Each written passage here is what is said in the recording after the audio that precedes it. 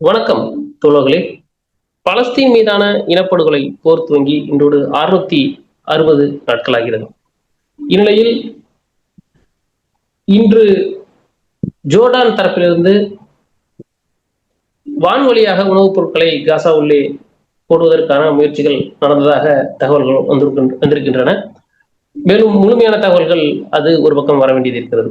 அதேபோல் மறுபக்கம் கடந்த 2-3 நாட்களாக முக்கியமாக இங்கிலாந்து ஊடகங்கள் காசா உள்ளே மிகப்பெரிய பட்டினி பஞ்சம் நிலவப் போகிறது, அதிகமான மக்கள் சாவதற்கான அறிகுறிகள் உள்ளன என தொடர்ந்து கடந்த 3 நாட்களாக அவர்கள் வேகமாக எழுதி வந்தனர். அதனைத் தொடர்ந்து இந்த வான்வெளியே உணவுப் பொருட்களை போடுவது என்ற ஓரிடத்திற்கு இஸ்ரேல் ஒத்துக்கொண்டுள்ளதாக கூறப்படுகிறது.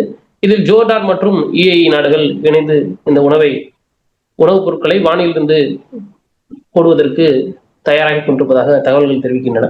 இது குறித்து பேச்சு வந்த உடனேயே ஹமாஸ் தரப்பிலிருந்து மிக கடுமையான எதிர்ப்புகளை கூறினார்கள். நீங்கள் மேலும் மிக அதிகமான ஒரு மக்களுக்கு இடையிலான மிகப்பெரிய ஒரு சிக்கலையும், இந்த உணவுப் பொருட்கள் மிக குறைந்த அளவில் வீசுவதால் மக்களிடையே மிகப்பெரிய குழப்பத்தையும் ஏற்படுத்தும் என்று கடும் கண்டனங்களை தெரிவித்திருந்தார்கள். இதேபோல் மறுபக்கம் பிரான்ஸ், ஜெர்மனி, UK போன்ற நாடுகள் தாங்கள் விரைவில் பாலஸ்தீனை அங்கீகரிக்கப் போவதாகவும், மேலும் ஹமாஸ் அங்கே ஆட்சி நிர்வாகத்தில் இருக்கக்கூடாது என்றும் கூறியிருந்தார்கள். அதற்கு இஸ்ரேல் தரப்பிலிருந்து எதிர்ப்பு வந்துள்ளது. நீங்கள் பாலஸ்தீனை அங்கீகாரம் செய்யக்கூடாது என்றெல்லாம். இப்படி ஒவ்வொரு விடயமாக பேச வேண்டியிருக்கிறது. நம்மோடு செந்தில் அவர்கள் இணைந்திருக்கிறார், பேசுவோம். வணக்கம் தோழர். வணக்கம் தோழர். அதோட இந்த 4-5 டேஸ்ல நடந்தது, இந்த முக்கியமா இந்த 2-3 டேஸ்ல நம்ம கடைசியா பேசின வீடியோவுக்கும் இப்போ இடைப்பட்ட இந்த நாட்கள் நடந்ததுல மிக முக்கியமானதா நான் பாக்குறது, இந்த 3 மீடியா ஹவுஸ் சேர்ந்து ஒரு பிரஸ் ரிலீஸ் பண்ணியிருந்தாங்க. BBC, ரெயூட்டர்ஸ், AP அசோசியேட்டட் பிரஸ், அப்புறம் வந்து AFP நினைக்கிறேன், பிரான்ஸ் பிரஸ், பிரான்ஸ்ல இருந்து UK, பிரான்ஸ், இம்பீரியல் பிரஸ்னு சொல்லலாம். இப்ப இவங்க 3 பேர் சேர்ந்து 3-4 நாடுகள், 3 நாடுகள் இருக்கக்கூடியதெல்லாம் சேர்ந்து ஒரு ரிலீஸ் பண்ணியிருந்தாங்க. எங்களுடைய, நீங்க மத்தவங்க எல்லாம் விடுங்க, நீங்க எங்களுடைய செய்தியாளர்கள் வந்து உணவு சாப்பிட கூட முடியல காசாவுல இருக்கிறவங்கள, அவங்க வெளியிலேயே போயிட்டு வரணும், நீங்க அட்லீஸ்ட் அங்க இருக்கக்கூடிய மக்களுக்கு உண்டானதை செய்யுங்க, நீங்க திறந்து விடணும் இதை அப்படின்னு அவங்க கேட்டிருந்தாங்க. இதுக்கு வந்து உடனே அங்க தரப்புல இருந்து ஒவ்வொன்றா சொல்லப்பட்டுச்சு. நீங்க எல்லாம் வந்து ஆன்டிசெமிட்டிக்னு முதல்ல இருந்து ஆரம்பிச்சாங்க. இத்தனை நாளா நமக்கெல்லாம் என்ன சொன்னாங்களா, அதை அவங்களுக்கு வாழ்க்கை பூரா வருஷம் பூரா ஜாலா அடிச்சுட்டு இருக்கிற BBC பார்த்தே சொல்ல ஆரம்பிச்சிட்டாங்க, நீங்க வந்து ஹமாஸுக்கு உதவி பண்றீங்க அப்படின்னு. இப்ப அதைத்தான் வந்து மேக்ரோனை பார்த்தும் சொல்லிட்டு இருக்கிறாங்க. எனக்கு உடனே இந்த இது வந்த உடனே நானும் டெலிகிராம்ல எழுதியிருந்தேன், மேக்ரோன் வந்து நாடகம் தான் போடுறாரு வழக்கம் போல. நீங்க ஏற்கனவே ஒருத்தர் சொல்லியிருந்தீங்க, அங்க வந்து பிரான்ஸ்ல குறிப்பா வந்து அரபு மக்கள், இஸ்லாமியர்கள் வாக்குகள் அதிகம், அதுக்காக கூட இந்த நாடகங்கள் நடக்கிறதே வாய்ப்பு இருக்கு அப்படின்னு சொல்லி. இப்போ இவங்க இந்த வரப்போற, நம்ம இன்னைக்கு பேசிட்டு இருக்கிறப்போ நேரம் நைட்டு 8:30, 27 நாளைக்கு தொடர்ந்து இந்த கேட்டுட்டு இருக்கிற நேரத்துல ஜூலை 28, 29 தேதிகள்ல UN நடக்க போற அந்த கூட்டத்துல நாங்க அங்கீகாரத்துக்கு அடுத்த வேலைகளை செய்ய போறோம் அப்படின்னு பிரான்ஸ், இந்த நாடுகள்லாம் சொல்லியிருக்காங்க. இது எந்த அளவுக்கு சாத்தியம், இதை பத்தி சொல்லுங்க. அதுக்கப்புறம் நம்ம வந்து முக்கியமா கம்போடியா, தாய்லாந்து பத்தியும் பேச வேண்டியிருக்கு. இதுல எனக்கு என்ன இதுன்னா, UK வந்து எப்பவும் போல வழக்கம் போல நாடகம் தான். அதுல மிக முக்கியமான ஒரு ஸ்டெப்பா என்ன பார்க்கப்படுதுன்னா, 220 எம்பிக்கள், 9 கட்சிகளை சேர்ந்த 220 எம்பிக்கள் சேர்ந்து லெட்டர் எழுதியிருக்காங்க, இங்க பாலஸ்தீனத்தை அங்கீகாரம் பண்ணணும் அப்படின்றது. இது பர்சன்டேஜ் இதுல பார்க்கும்போது கிட்டத்தட்ட 35% எம்பிக்கள் அந்த UK பாராளுமன்றத்தில் இருக்குல்ல, 35% எம்பிக்கள் வந்து இதுக்கு ஆதரவா இருக்கிறாங்க. இந்த சுச்சுவேஷனை எப்படி இந்த 3 நாடுகளும் ஹேண்டில் பண்ண போறாங்க, இல்ல வழக்கம் போல இது கண்துடைப்பு தானே? வழக்கம் போல கண்துடைப்பு தான், வேற ஒன்றும் பெருசா அதுல ஆய்வு பண்றதுக்கு எல்லாம் எதுவுமே கிடையாது. இம்பீரியல் கோர், இம்பீரியல் நலன் சார்ந்து இயங்கக்கூடிய, நீங்க சொன்ன எல்லா நாடுகளும் இம்பீரியல் நலன் சார்ந்து இயங்கக்கூடிய நாடுகள். சோ அவனுங்க எல்லாரும் ஒரே மாதிரி தான் வந்து சிந்திப்பானுங்க, ஒரே மாதிரி தான் செயல்படுவானுங்க. இது எதுவுமே வந்து ஸ்பான்டேனியஸான விஷயங்கள் கிடையாது, தன்னியல்பா நடக்கிறது கிடையாது, எல்லாமே திட்டமிடப்பட்டு நடக்கிறது. நீங்க கரெக்டா ஞாபகம் வச்சுக்கீங்க, போன முறை இதே மாதிரியான ஒரு சூழல் வந்து உருவாக்கி வந்துச்சு. என்னன்னா நீங்க கரெக்டா அண்டர்ஸ்டாண்ட் பண்ணியிருந்தீங்கன்னா தெரியும். திடீர்னு பாத்தீங்கன்னாக்க இதே மாதிரியான அழுத்தங்கள் வந்து கொடுக்க ஆரம்பிச்சிருந்தானுங்க. பிரான்ஸ் தரப்புல இருந்து கொடுத்தானுங்க, பிரிட்டன் கொடுத்தது இதே மாதிரிதான் சொல்லிட்டு நாங்க வந்து பாலஸ்தீனத்தை அங்கீகரிக்க போறோம் அப்படின்னானுங்க. பாலஸ்தீனத்தை அங்கீகரிக்க போறோம்னு சொன்னதுக்கு உடனடியா வந்து எதிர்ப்பு தெரிவிச்சானுங்க இஸ்ரேல்ல இருந்து. மேக்ரோன் வந்து அதை ரொம்ப ரெக்கமெண்டா பேசிட்டு இருந்தாரு, எல்லா தரப்புலையும் பேசிட்டு இருந்தாரு. உடனடியா வந்து இஸ்ரேல் தரப்புல இருந்து அதற்கு எதிர் அறிக்கைகள் வந்துச்சு, ஆன்டி சமைட்னு குற்றச்சாட்டு வந்துச்சு, எல்லாம் வந்துச்சு. தொடர்ந்து வந்து அந்த ப்ரொபகேண்டா வந்து கிட்டத்தட்ட ஒரு வாரத்துக்கு மேல சடனா எங்க அவுட் ஆஃப் ப்ளூ எந்த ஒரு அதுக்கு முன்னாடி இத்தனை ஆண்டு கிட்டத்தட்ட வந்து ஒரு 2 வருஷமா இந்த இனப்படுகொலை பார்த்துக்கிட்டு இருக்கிறவங்க தான் திடீர்னு வந்துட்டு இது வந்து சரியில்லை, இஸ்ரேல் அது பண்ணுது இது பண்ணுது, இஸ்ரேல் பண்றது சரியில்லை, போகல வரலன்னு சொல்லிட்டு பெரிய கூப்பாடு போட்டு அவங்களுடைய பத்திரிகையை பூரா வந்து லைம் லைட்ல கொண்டு வந்தானுங்க இந்த விஷயத்த. அதுக்கப்புறம் எக்ஸாக்டா என்ன நடந்தது அப்படின்னு நீங்க பாத்தீங்கன்னா ஈரான் மீதான தாக்குதல் நடந்தது. சோ இப்போ இந்த மாதிரி வந்து அவனுங்க இப்போ கிட்டத்தட்ட வந்து இவனுங்க எப்படி ஸ்ட்ராட்டஜிக் டிசிஷன்ஸ் வந்து அதை டாக்டிக்ஸ் வந்து எப்படி எல்லாம் வந்து வடிவமைக்கிறானுங்கன்னா, ஒரு காலத்துல வந்து அதாவது அரசியல் நடைமுறைகள்னு ஒண்ணு இருந்தது, ஒரு பேட்டர்ன் இருந்தது. எப்போ வந்து இன்னும் குறிப்பா சொல்ல போனா சர்வதேச அரங்குல ஒரு தீவிரவாத அமைப்பை அங்கீகரிக்கவே மாட்டாங்க. எவ்வளவு நீங்க வந்து கன்வின்ஸ் பண்றதுக்கான முயற்சியில ஈடுபட்டதுனாலும் அந்த அமைப்பு அதை வந்து ஒரு காலத்திலே அங்கீகரிக்க மாட்டாங்க. என்னன்னா கான்செப்ட் லெவல்ல அங்கீகாரம் பண்ணிட்டாங்கன்னா அதுக்கப்புறம் அவனுங்க கூட வந்து உறவு ஏற்படுத்தணும், அவனுங்களை வந்து வேற நார்மலா ட்ரீட் பண்ணணும், டீல் பண்ணி ஆகணும். ஸோ அப்பெல்லாம் வந்து அங்கீகாரம் பண்ண மாட்டாங்க, கான்செப்ட் லெவல்லயே வந்து அதெல்லாத்தையும் ஒதுக்கிடுவாங்க. அதே போலதான் ஒவ்வொரு விஷயத்திலையும் கான்செப்ட் லெவல்லயே வந்து ஒதுக்கிடுவாங்க. டேர்ம் பண்றது, வார்த்தை பிரயோகங்கள் பண்றது ரொம்ப ரொம்ப கேர்ஃபுல்லா பண்ணுவாங்க. எந்த இடத்துலயும் ஒரு சிறிய அளவுக்கு கூட வந்து அங்கீகாரத்தை கொடுத்துடாத அளவுக்கு வந்து பண்ணுவாங்க.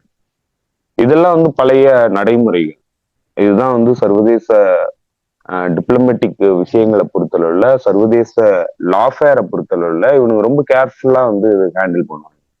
எதை டெரரிசம் சொல்லணும், எதை வந்து ஆன்டி இன்சர்ஜென்சின்னு சொல்லணும், எதை இன்சர்ஜென்சின்னு சொல்லணும், அது கிளர்ச்சின்னா எதுன்னு சொல்லணும், கிளர்ச்சிக்கு எதிரான நடவடிக்கைன்னு எதை சொல்லணும், ஒரு அரசாங்கத்தை எப்படி வந்து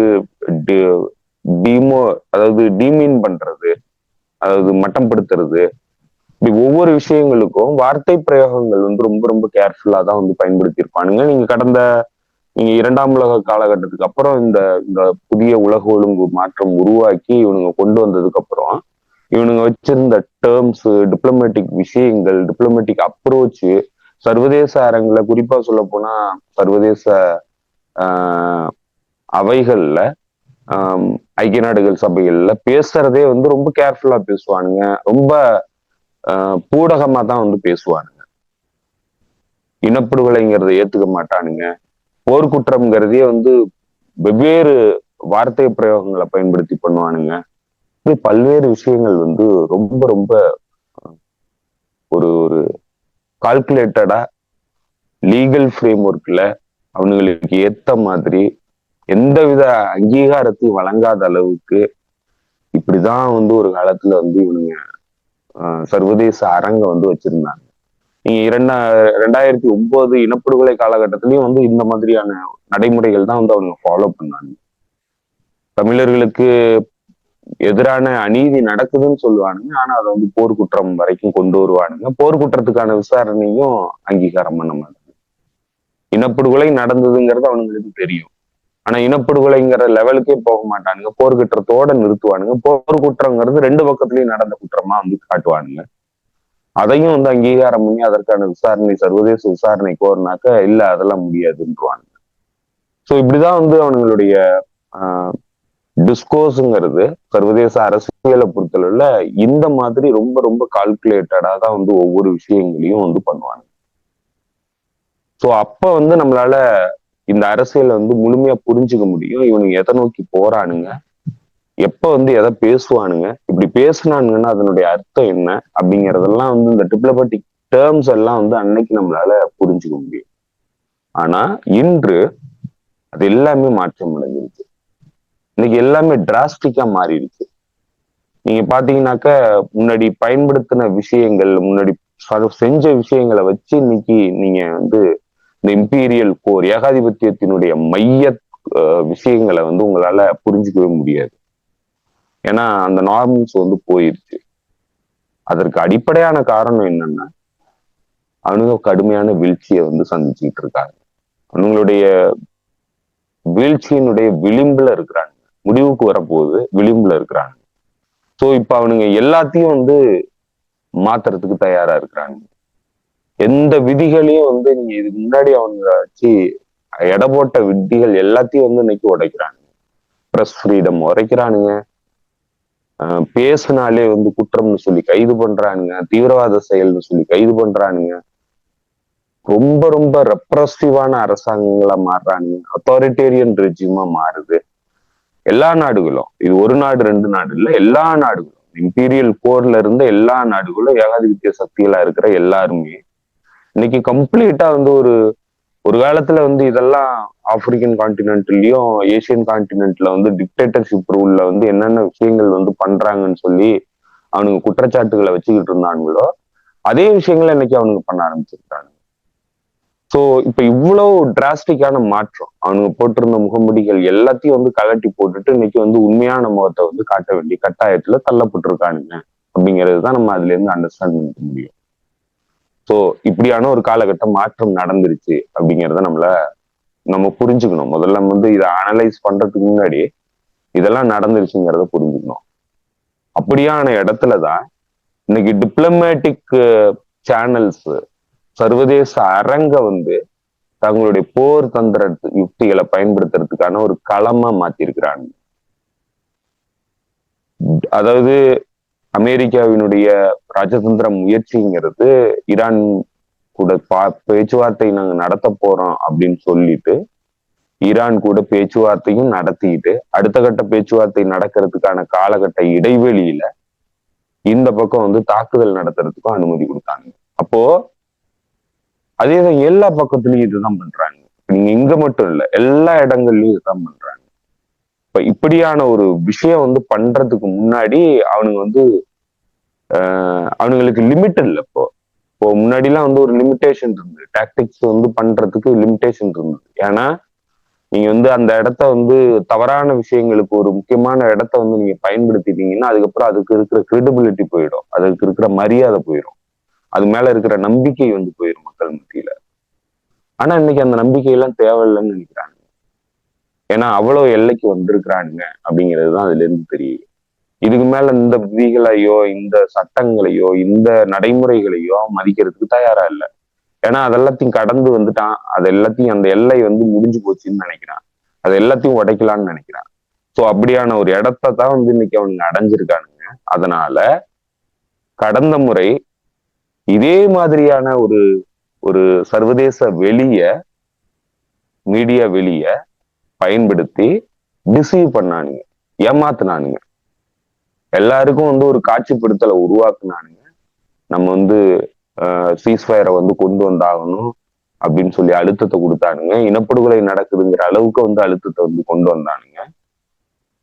அது அவனுக்குள்ளேயே சண்டை நடக்கிற மாதிரியான ஒரு பிளவுகள் உருவாயிடுச்சுங்கிற அளவுக்கு வந்து உலகத்தை வந்து பிம்ப கட்டமைப்பு வந்து பண்ணியிருந்தானுங்க உலகம் முழுக்க. அத ஒருவேளை நம்மளுமே கூட நம்பி இருக்கிறதுக்கு வாய்ப்பு இருக்கு. ஆனா நம்ம இவனுங்களை பத்தி தெரிஞ்சதுனால அது எப்பவுமே நம்ம ரொம்ப தெளிவா தான் இருக்கும். இவனுங்க வந்து எப்பவுமே இப்படிதான் இருக்கிறானுங்கிறத நம்ம புரிஞ்சு வச்சிருக்கிறோம். பட் ஆனா காமன் ஆடியன்ஸுக்கு சர்வதேச அரங்க பொறுத்தளவுல இன்னும் சொல்ல போனா டிப்ளமேட்டிக் பர்சனாலிட்டிஸ், இப்போ ராஜதந்திர ரீதியில வந்து பேசக்கூடிய நாட்டினுடைய முக்கியமான டெலிகேஷன்ஸ், சிந்தனையாளர்கள், அவங்கெல்லாம் வந்து இதை எதிர்பார்க்க மாட்டாங்க. ஏன்னா இவ்வளவு கேவலமா நடந்துக்க மாட்டாங்க, இதெல்லாத்தையும் உடைக்க மாட்டாங்க, இதுக்குன்னு ஒரு முக்கியத்துவம் இருக்குங்கிறத வந்து கண்டிப்பா வந்து அவங்க மைண்ட்ல வச்சிருப்பாங்க. ஸோ அதெல்லாம் கால்குலேட் பண்ணி தான் அவங்களுடைய பேச்சுகள் வந்து வரும். அதை எல்லாத்தையும் வந்து இன்னைக்கு மாத்திட்டானுங்க. இப்போ அது எல்லாத்தையுமே வந்து அவங்களால ப்ரிடிக்ட் பண்ண முடியாத அளவுக்கு மாத்தி இருக்கிறாங்க. எல்லா இடத்துலயும் இதுதான் பண்ணியிருக்கிறானுங்க. யுக்ரைன் ரஷ்யா பிரச்சனையிலயும் இதே தான் பண்ணியிருக்கிறாங்க. வெளிப்படையா வந்து டிசீவ் பண்றானுங்க. எந்த வித விதிமுறைகளையும் மதிக்கிறது இல்ல, எந்த ரெட் லைன்ஸும் கிடையாது, எல்லாத்தையும் உடைக்கிறானுங்க.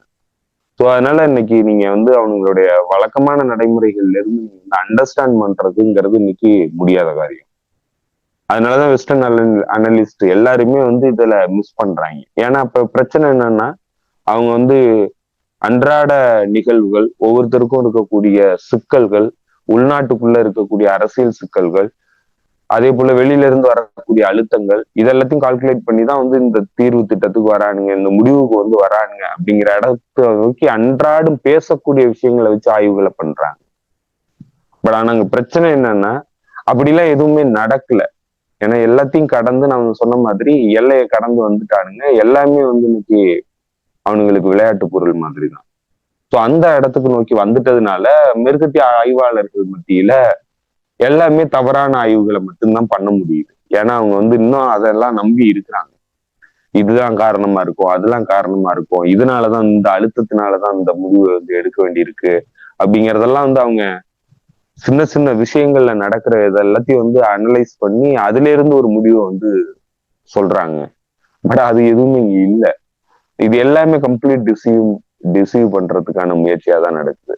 எந்த விதிமுறைகளையும் இங்க வந்து மதிக்கிறதுக்கு தயாரா இல்லை.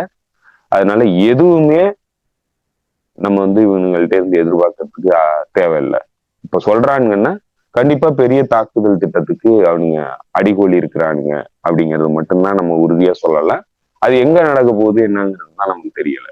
உறுதியா சொல்லலாம், காசாவை பொறுத்தளவுல இவனுங்க பட்டினி போட்டு கொலை பண்றதை தவிர வேற எதுவும் வந்து இவனுங்களால பண்ண முடியாது. பட்டினி போடலாம், வான்வெளியில இருந்து குண்டு வீசலாம். ஸோ அதை ரெண்ட தவிர கிரவுண்டுக்குள்ள போனானுங்கன்னா என்ன நடக்குங்கிறத காசா வீரர்கள் வந்து தெளிவுபடுத்தி இருக்காங்க. அன்றாடம் வந்து இவனுங்களை கொலை பண்ணிட்டு தான் இருக்கிறாங்க. இவனுங்க வந்து அங்க போய் போய் செத்து வர்றதை தவிர வேற வழி இல்லை. இன்னைக்கு நேத்து கூட ஒரு 2-3 பேர் வந்து அடிபட்டதுல 2 பேர் உயிரிழப்பு ஒரு டேங்க்ல. ஸோ ஒருத்தன் வந்து சிறு கிரிட்டிக்கல் கண்டிஷன். ஸோ அதனால இங்க போரியல் ரீதியா காசாக்குள்ள இவனுக்கு வெற்றி அடைகிறதுக்கான வாய்ப்பே கிடையாது. இப்போ ஸ்டார்வேஷன்ங்கிறது, அதாவது பட்டினியை தான் வந்து அவனுங்க எப்பனா பயன்படுத்துறானுங்க. இந்த எய்டு பொருட்களை தான் வந்து அதற்கான ஆயுதங்களா பயன்படுத்துறானுங்க. ஸோ அதை மூடி மறைக்கிறதுக்கான விஷயமா தான் இன்னைக்கு எஜிப்து, ஜோர்டான் போன்ற நாடுகள் தொடர்ந்து பண்ணிட்டு இருக்கிறாங்க. இவனுக்கு போன முறை உங்களுக்கு தெரியும், இந்த பியர் வந்து போட்ட டைம் அமெரிக்கா வந்து கடல்ல வந்து ஒரு மிதக்கும் துறைமுகத்தை கட்டி அது வழியா நாங்க வந்து எய்டு கொண்டு வர போறோம் அப்படின்னு சொல்லிட்டு ஒரு பெரிய நாடகத்தை நடத்தினாங்க. கிட்டத்தட்ட 138 பில்லியன் டாலர் என்னமோ செலவு பண்ணாங்க அந்த பியருக்காக. 10 நாள்ல காத்துல பறந்து போயிடுச்சு. ஸோ அந்த டயத்துல இதே கிங் அப்துல்லா, ஜோர்டானோட கிங் அப்துல்லா ராணுவ விமானத்துல போய் எய்ட வந்து போட்டான். அந்த எய்டு போட்டதுல ஒரு பையன் வந்து இறந்து போனாப்புல காசாக்குள்ள இருந்து. அதுதான் அவனுங்களுடைய பணி. அவனுங்க வந்து இதுக்கு எல்லாத்துக்கும் மூடி மறைக்கிறதுக்கு தேவையான எல்லா விஷயங்களையும் பண்றதுக்கு தான் இவனுங்க இருக்கிறானுங்க. பப்பட்டா அவனுங்களை வச்சிருக்கிறதே அதுக்குதான். அவன் எப்பெல்லாம் கூப்பிடுறானோ அப்பெல்லாம் போய் என்ன செய்யணும்னு சொல்றானோ அதை செய்யறதுக்கு தான் இவனுங்க இருக்கிறாங்க. அது எஜிப்தும் சரி, ஜோர்டானும் சரி, சவுதி அரேபியா, கத்தாரு, எல்லாருமே அந்த பகுதியில இருக்கக்கூடிய யுனைடெட் அரப் எமிரேட்ஸ், இவனுங்க எல்லாருமே அவனுங்க என்ன சொல்றானுங்களோ அதை பண்றதுக்கு தான் இங்க இருக்கிறாங்க. ஸோ அதைதான் இப்பவும் பண்றானுங்க. இப்போ காலையில நான் பார்த்த வரைக்கும் எய்டு வந்து உள்ளுக்கு அனுப்புறதுக்கான ஒரு முயற்சி நடந்து அது உள்ளுக்கு வந்ததா சொன்னாங்க. அது எந்த அளவுக்கு சஃபிஷியண்டா வந்துச்சு என்னங்கிறது தெரியல. ஆனா உள்ளுக்கு வந்ததுக்கான தகவல்கள் வந்து வந்துச்சு. நான் அதுக்கப்புறம் தொடர்ந்து வந்து அதை ஃபாலோ பண்ண முடியல. ஸோ அதனால எது பண்ணியிருந்தாலுமே இவனுங்க இப்படி ஒரு நாடகத்தை நடத்துறானுங்கன்னா இது கம்ப்ளீட் நாடகம் தான். இப்படி நடத்துறானுங்கன்னா இதுக்கு பின்னாடி ஒரு பெரிய திட்டமிடல் வச்சிருக்கிறானுங்க. நம்ம எதிர்பார்க்கலாம் பெரிய தாக்குதலுக்கு தயாரா இருக்கிறானுங்க. எந்த பக்கத்துல தாக்குதல் நடத்த போறானுங்கிறது கூடிய விரைவில் தெரிஞ்சிடும், இன்னும் 1 வாரத்துக்குள்ள. அந்த டைம் முழுக்க இவனுங்க வந்து மீடியா வந்து ஆக்குபை பண்ணி வைப்பானுங்க. மீடியாவில் பெரிய ஒரு பிம்பத்தை உருவாக்குவானுங்க. ஏதோ நடக்க போகுது, நல்ல விஷயம் நடக்க போகுதுங்கிற மாதிரியான ஒரு பிம்பத்தை உருவாக்கிட்டு கடைசியா மோசமான விஷயத்த பண்றதுக்கு தான் இந்த திட்டமிடல் எல்லாமே நடக்குது. ஸோ அதனால இனிமேலும் ஒரு முறை வந்து ஏமாறலாம், மறுமுறையும் ஏமாறலாம், அதற்கு மேலே தொடர்ந்து ஏமாந்துகிட்டே இருந்தோம்னா அது நமக்கு தான் ஷேம். ஸோ அதனால இதுக்கு மேல இவனுங்களை நம்புறதுக்கு நம்ம தேவையில்லை. இவனுங்களை ஃபோர்ஸ் மூலமா தான் வந்து ஸ்டாப் பண்ணலாமே தவிர, இவனுங்க வந்து மனிதாபிமானம் வந்து ஒரு விஷயத்த வந்து பண்ணிடுவானுங்க அப்படின்னு எதிர்பார்த்தோம்னா நம்ம மிகப்பெரிய முட்டாளா மாறி நிற்போம். அது கரெக்ட் தான். அந்த நீங்க சொன்னதுல வந்து அந்த இது மிதக்கும் இது துறைமுகம் கொண்டாந்து போட்டாங்க. போட்டது எதுக்காக பண்ணாங்க அப்படின்னா நல்லா தெரியும். ஒரு 4 பேரை காப்பாத்துறதுக்காக, அதாவது வந்து போர்க்கைதிகளா இருந்த 4 பேரை கொண்டு போறதுக்காக 200 பேரை வந்து பாம்பு போட்டு கொன்னு அந்த 4 பேரை அது வழியா அங்க இருந்த படைகளை அனுப்பிச்சு அப்படிதாங்க காப்பாத்தினாங்க. அப்படிதான், அதாவது அவங்க அவங்க கணக்குல காப்பாத்தினது. இங்க இருந்து கூட்டு போனாங்க. என்ன பண்ணாங்கன்னா, ஒரு வேன் உள்ள வர்றதாகவும், அந்த வேன் வந்து இங்க இருந்து உணவுப் பொருட்கள் வந்து அந்த மிதக்கும் துறைமுகத்துல இருந்து கொண்டு வர்றதாகவும் கொண்டு வரதா சொல்லி அதுக்குள்ள ஆளை அழைச்சிட்டு வந்து அங்கிருந்து ஆட்களை அங்க இங்க உள்ள இருந்த போர்க்கைதியை கடத்தி கொண்டு போய், அதுக்கப்புறம் அதுக்கு அவங்கள மக்கள் டிஸ்ட்ரக்ட் பண்ணணும்னு சொல்லிட்டு ஒரு மிகப்பெரிய அளவில் கொண்டு போயிச்சு. இங்கன்னா சந்தையில மக்கள் இருந்த சந்தையில வணிக பகுதிகளில் வீசி 200 பேருக்கு மேல செத்து போனாங்க. இதுதான் வந்து அவங்க பண்ண முதல ஏகித்தனம். அதே போல அப்புறம் இப்ப நீங்க சொன்ன மாதிரி அந்த 6 வாகனங்கள் வந்து உள்ள வந்திருக்குது. அந்த 6 வாகனங்களும் வந்து காசா மினிஸ்ட்ரியிலேருந்தே சொல்லியிருந்தாங்க. அது ஃபுட்டு எதுவும் இல்லை, அது வெறும் மெடிக்கல் இதுதான். அதனால மக்களும் அந்தந்த பகுதி நிர்வாகிகளும் கொஞ்சம் ஒத்துழைப்பு கொடுங்க அப்படின்னு. ஏன்னா லேண்ட் வழியா அவங்க அந்த மெடிக்கல் இது மட்டும் தான் ரொம்ப அர்ஜென்ட்டா கேட்டாங்கன்னு அதை மட்டும் இது பண்ணியிருக்காங்க, ரிலீஸ் பண்ணியிருக்காங்க. நீங்க சொன்ன மாதிரி இன்னொரு நாடை பத்தி இவங்க போட ஆரம்பிச்சிருக்காங்க. சமீபத்தில் வந்து தகவல் என்னன்னா, எகிப்துல இருந்து காசா நோக்கி பைப் லைன் போடுறாங்களாம் தண்ணி கொண்டு போறதுக்கு. ஏன்னா ஏற்கனவே இருக்கிறதெல்லாம் உடச்சிங்க, அதுல இருக்கிற தண்ணி திறந்துட்டா தண்ணி வரப்போகுது. அதெல்லாம் இல்ல, பைப் லைன் இப்போ வந்து சினாய் பாலைவனத்துல இருந்து இதை நோக்கி காசா நோக்கி பைப் போட்டுட்டு இருக்கிறதா ஒரு தகவல். இது வந்து இதுவும் நீங்க வழக்கமா சொல்ற மாதிரி ஒரு கண்துறை பார்த்தா இருக்கும்னு நம்ம சொல்லலாம். அந்த பைப் லைன் எண்ணெய் கொண்டு போய் போட்டு எண்ணெய் கொண்டு போய் தண்ணி கொடுப்பாங்கன்னு தெரியல. இதெல்லாம் ஒரு பக்கம் சொல்றாரு. இதுல வந்து நான் இன்னும் ஆட் பண்ண வேண்டியிருக்குது. நீங்க இதை சொன்னதுனால மேபி இந்த ஒரு வாரம் முடிஞ்சோன்னா வேற ஏதாவது ப்ரிப்பேர் பண்ணுவாங்க அப்படின்னு சொன்னதுனால நேரம் நான் பாயிண்ட்டுக்கு வந்துடுறேன். 2 விஷயம். ஒன்று வந்து நெத்தன்யாஹூ 2 நாளா சொல்லிட்டு இருக்கிறது, ப்ரீஎம்டிவ் ஸ்ட்ரைக் எங்க மேல பண்ண போறாங்க ஈரானு, அதுக்கு ப்ரிப்பேர் ஆகிட்டு இருக்காங்க, நாங்க அதுக்கு முன்னாடி தாக்கணும் அவங்கள அப்படின்னு ஒன்று சொன்னது. கொஞ்ச நேரத்துக்கு முன்னாடி இஸ்ரேலுடைய ராணுவ அமைச்சர் அவர் என்ன சொல்லியிருக்காப்புல, எங்களை மிரட்டிக்கிட்டே இருக்கிறாரு அயத்துல்லா அலி கமேனி, அவரு மேலேயே நாங்க வந்து தாக்குதல் நடத்துவோம், அவர் எங்களை மிரட்டுறது நிப்பாட்டலன்னா அவரு அவரு அவர் எங்க இருக்காரு அவரை நேரடியா எங்க கடற்கரை வந்து தாக்கும் அப்படின்னு ஒண்ணு சொல்லியிருக்காப்புல. இதுக்கு நடுவுல வந்து சவுதியுடைய ஊடகம் வந்து ஒரு தகவல் ரிலீஸ் பண்ணியிருக்கு. என்ன அப்படின்னா, அது கிட்டத்தட்ட நீங்க சொன்ன ஒரு 2 காணொலிக்கு முன்னாடி நீங்க சொன்னதும் இதுவும் கிட்டத்தட்ட ஒத்து போகுதுன்னு நினைக்கிறேன். என்ன சொல்லியிருக்காங்கன்னா, ஹெஸ்புல்லா வந்து ஃபுல் அண்ட் ஃபுல் ப்ரிப்பேர் ஆயிடுச்சு. அடுத்த வாருக்கு அவங்களோட எல்லா யூனிட்டையும் அலர்ட்னஸ்ல வச்சிருக்காங்க, எப்ப வேணாலும் அட்டாக் ஸ்டார்ட் பண்ணுவாங்க இஸ்ரேல் மேல அப்படின்னு ஒரு கொஞ்ச நேரத்துக்கு முன்னாடி ஒரு நியூஸ் ரிலீஸ் பண்ணிடுது. இது எல்லாம் நீங்க சொல்றது எல்லாத்தையும் பார்க்கும்போதும் இதையும் கம்பேர் பண்ணும்போது கிட்டத்தட்ட ஒரு பக்கம் இஸ்ரேல் வந்து ஈரான் மேல அட்டாக் பண்ண தயாரா இருக்கு. இவங்க வந்து இஸ்ரேல் அங்க லெபனான் மேலேயும் தாக்குதல் ஏற்கனவே தாக்குதல் நடத்திட்டு இருக்காங்க. அதை வந்து இன்னும் ஃபுல் ஃபிளட்ஜ்ல மாத்திரக்கு நிறைய வாய்ப்பு இருக்குன்னு நினைக்கிறேன். அதுக்குதான் இப்படி ஒரு செய்தியை இது மூலியமா கட்டமைக்கிறாங்க, சவுதி மூலியமா கட்டமைக்கிறாங்கன்னு நினைக்கிறேன். இந்த சுச்சுவேஷன்ல ஈரான் இப்போதைக்கு அவங்களோட ப்ரிப்பரேஷன் எப்படி இருக்குது? எல்லாத்துக்கும் ரெடி ஆயிட்டாங்களா அவங்க ஈரானு? அவங்க எப்பவுமே ரெடியா தான் இருக்காங்க தோழர். இடையில வந்து அந்த அந்த தாக்குதல்ங்கிறது எதிர்பாராத தாக்குதல்லாம் சொல்ல முடியாது. போன பிறகு நடந்த தாக்குதல் எதிர்பார்த்த தாக்குதல் தான். ஆனா இப்ப நடக்கும்னு எதிர்பார்க்காம இருந்தாங்க, அவ்வளவுதான் வித்தியாசம். தாக்குதல் வந்து நடக்கும்னு எதிர்பார்த்தாங்க. அமெரிக்காவிலிருந்து பேச்சுவார்த்தை நடந்துட்டு இருக்கிறதுனால, இந்த வாரம் பேச்சுவார்த்தை, இந்த 2 நாள்ல பேச்சுவார்த்தை இருக்கிறதுனால இப்ப பண்ண மாட்டாங்க அப்படிங்கிற ஒரு தைரியத்துலதான் இருந்தாங்க. ஸோ அது மட்டும் இல்ல, அது வெளிப்படையா நடந்த அந்த குறிப்பா சொல்ல போனா மிலிட்ரி பர்சனல்ஸ், மிலிட்ரி கமாண்டர்ஸ் மீது, முக்கிய தளபதிகள் மீது நடந்த தாக்குதல் எல்லாம் வந்து பலரும் வந்து விடுப்புல இருந்தவங்க. அவங்களுடைய விடுப்புல அவங்க வீட்டுல இருந்தவங்களை வந்து கொலை பண்ணியிருக்கிறாங்க. அது ஆக்சுவலா பண்ணவே கூடாது, போர் விதிமீறல், அது வந்து போர் குற்றம். நீங்க வந்து டியூட்டியில இருக்கிறவங்களதான் வந்து கொலை பண்ணணும். நீங்க டியூட்டியில இருக்கிறவங்களதான் தாக்க முடியுமே தவிர விடுப்புல இருக்கிறவங்கள தாக்க கூடாது. அதுதான் வந்து சர்வதேச போர் விதிமுறை. ஆனா இவனுங்கள்ட்ட எதுவுமே கிடையாது. இவனுங்க ஒட்டுமொத்தமாவே எந்த இதையும் வந்து மதிக்கிறதுக்கு தயாரா இல்லை. சோ இதை மட்டும் என்ன மதிக்க போறாங்க? ஸோ அதே மாதிரி ஆஹ் அப்போ நடந்த முக்கியமான ஒரு விஷயம் என்னன்னாக்க மிலிட்டரி ட்ரில்லுக்காக தயாராகிட்டு இருந்தாங்க. அதுவும் இன்னும் சொல்ல போனா நேவல் ட்ரில்லு. சைனா ரஷ்யா கூட இணைந்து நேவல் ட்ரில்லுக்காக தயாரிப்பு பணிகள்ல இருந்த டைம், அது சம்பந்தமான பிளானிங்ல இருந்த டயத்துலதான் வந்து இந்த தாக்குதல்ல பெரிய அளவுக்கு ராணுவ தளபதிகள் கொல்லப்பட்டிருக்காங்க. ஸோ இப்ப இதெல்லாம் வெளிப்படையா நடக்கிறது தான். இது வந்து சைனாவுக்கு தெரியும், ரஷ்யாவுக்கு தெரியும். அவங்க கூட எல்லாம் கோஆர்டினேட் பண்ணி அதற்கான தயாரிப்பு பணிகள்ல அவங்களுடைய ஹெட் குவார்டர்ஸ்ல வந்து அதற்கான மீட்டிங் நடந்துட்டு இருந்த டயத்துலதான் வந்து தாக்குதல் நடத்தி கொன்னது. ஸோ அதனால இதுல அவங்க தயாரிப்பு பணியில ஈடுபட்டு இருக்கணும். இன்னும் சொல்ல போனா அவங்க ப்ரீஎம்டிவ் ஸ்ட்ரைக் பண்ணியிருந்திருக்கணும். பட் ஆனா அதெல்லாம் பண்ணல. ஏன்னா இன்னைக்கு விதிமீறல்கள் பண்றது மேற்கத்திய தரப்பு, மற்றவர்கள் கிடையாது.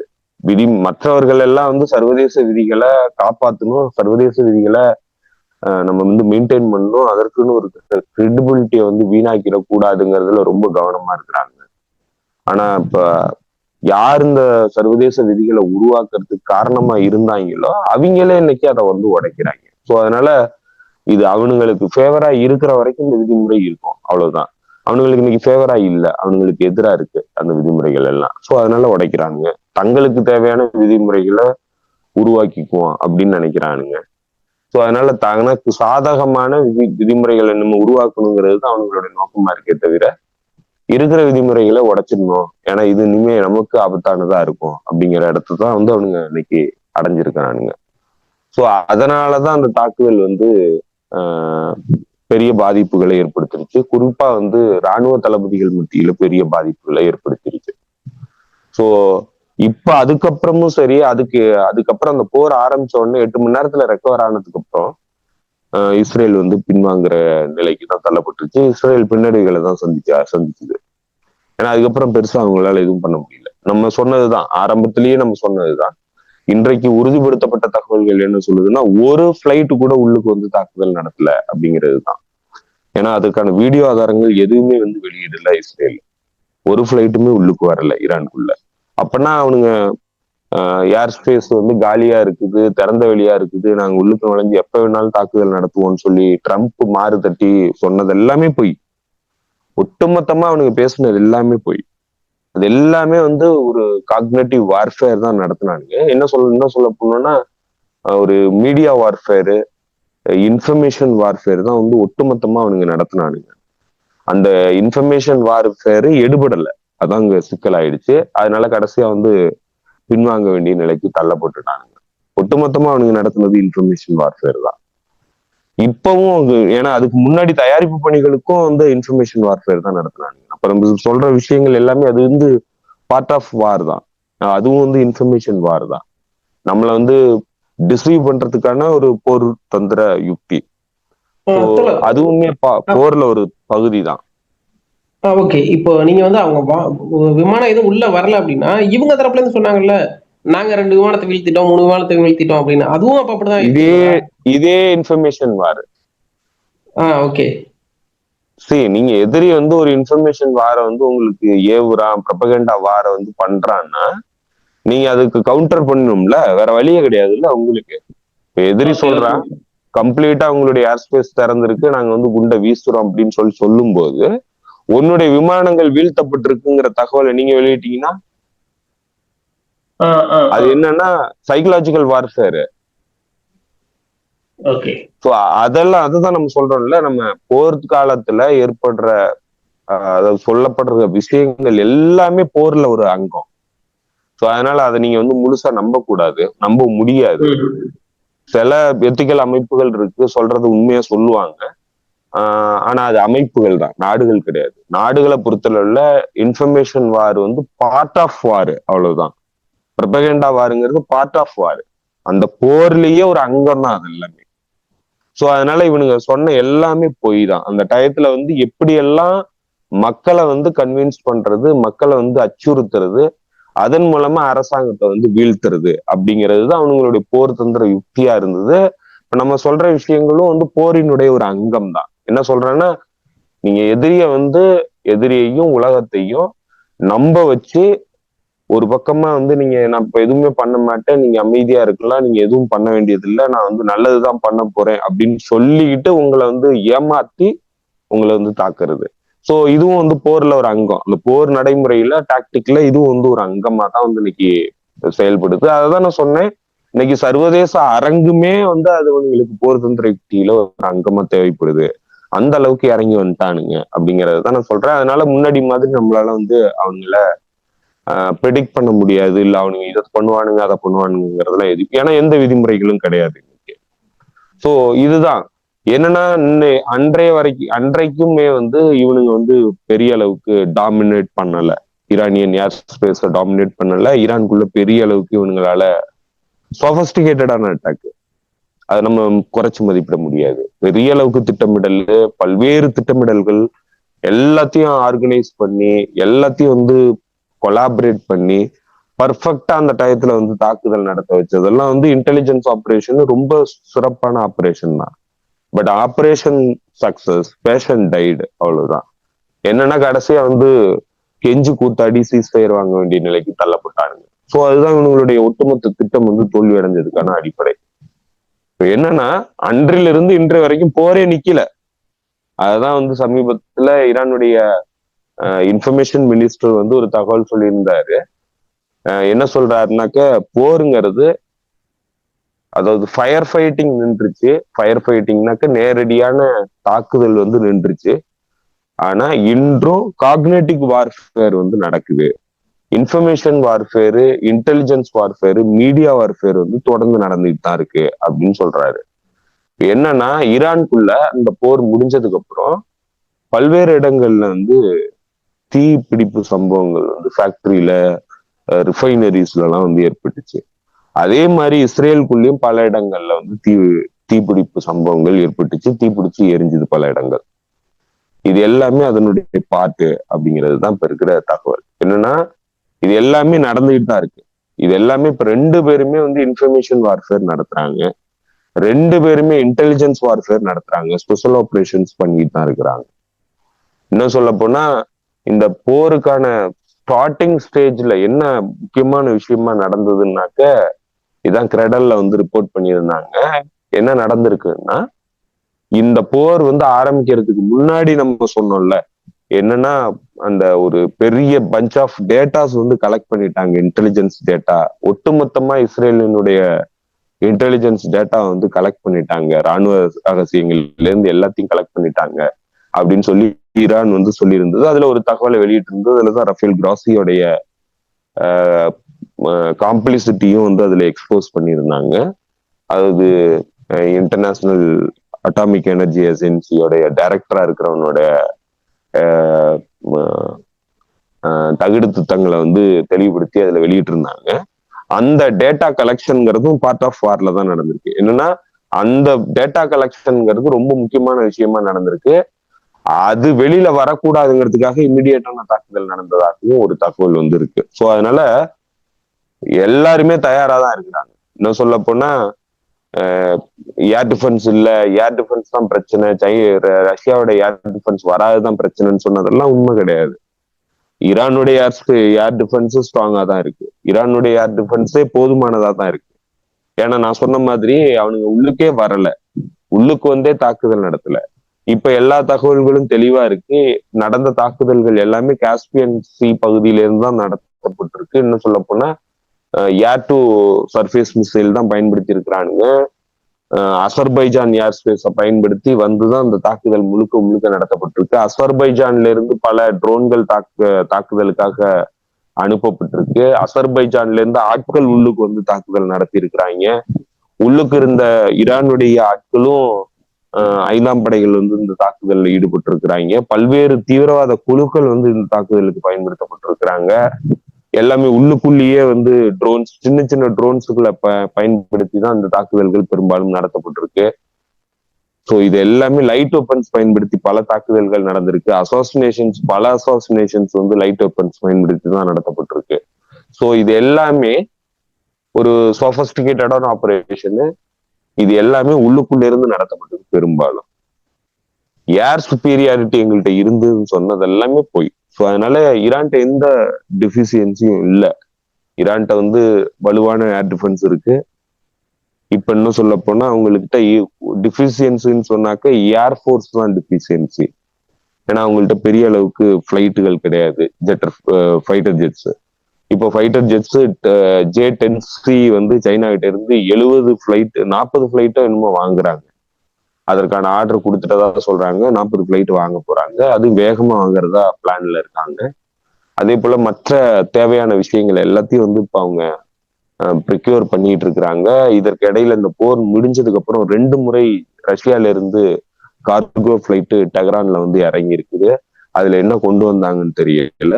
அதே போல பைசான் வழியா சைனா வந்து பெரிய அளவுக்கு வெப்பன் சப்ளை வந்து பண்ணிக்கிட்டு இருக்கிறதா சொல்றாங்க. ஸோ இது எல்லாமே அடுத்த கட்ட போருக்கான தயாரிப்பு நடவடிக்கைகள்ல தான் 2 தரப்பும் ஈடுபட்டுக்கிட்டு இருக்கு. அமெரிக்கா தொடர்ந்து கார்கோ ஃபிளைட்ஸ் அனுப்பிச்சுக்கிட்டே இருக்கு இஸ்ரேலுக்கு.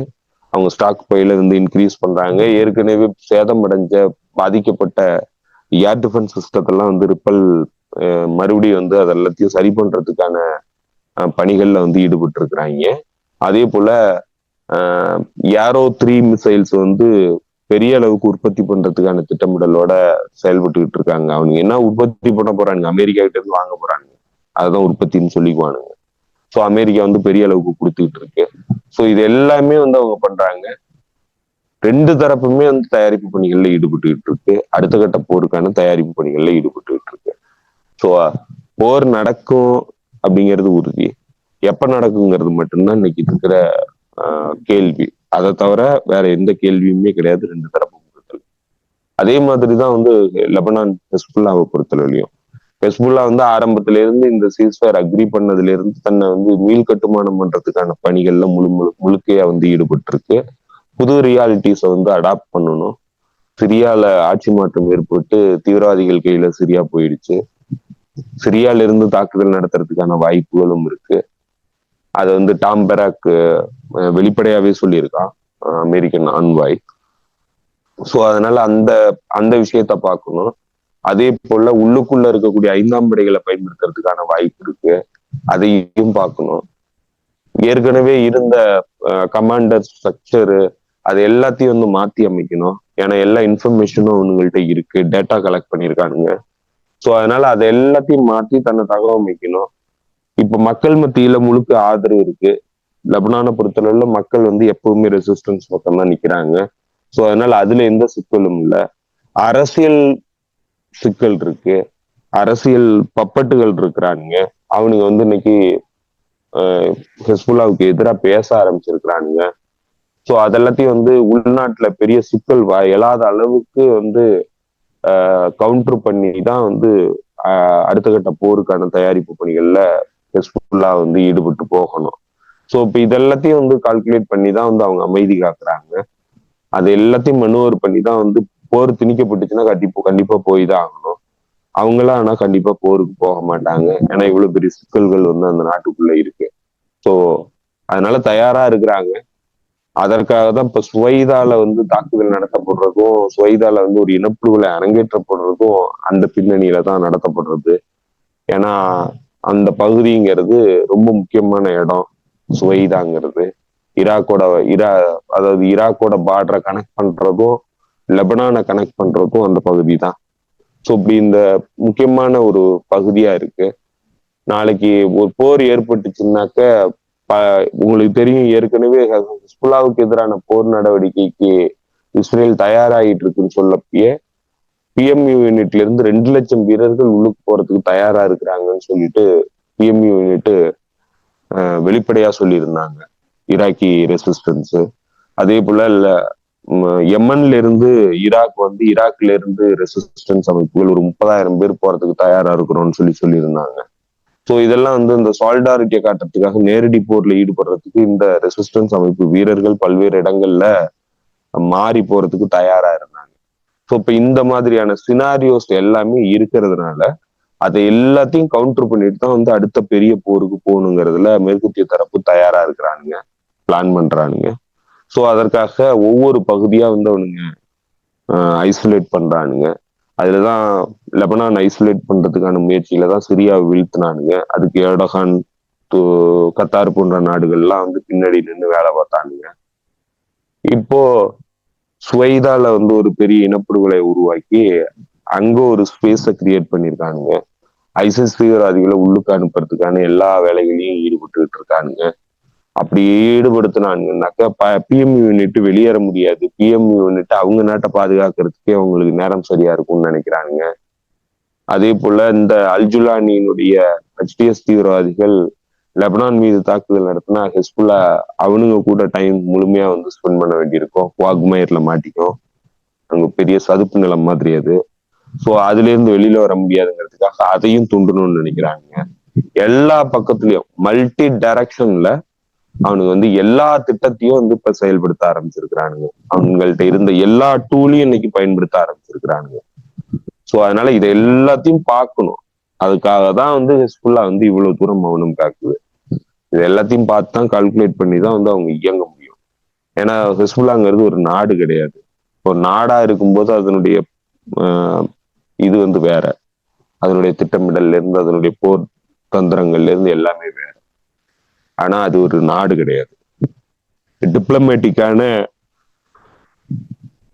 சப்போர்ட் வந்து ஹெஸ்புல்லா ஒரு நாடு மாதிரி வாங்க முடியும். சோ அப்படி பல்வேறு நெருக்கடிகள் இருக்கு.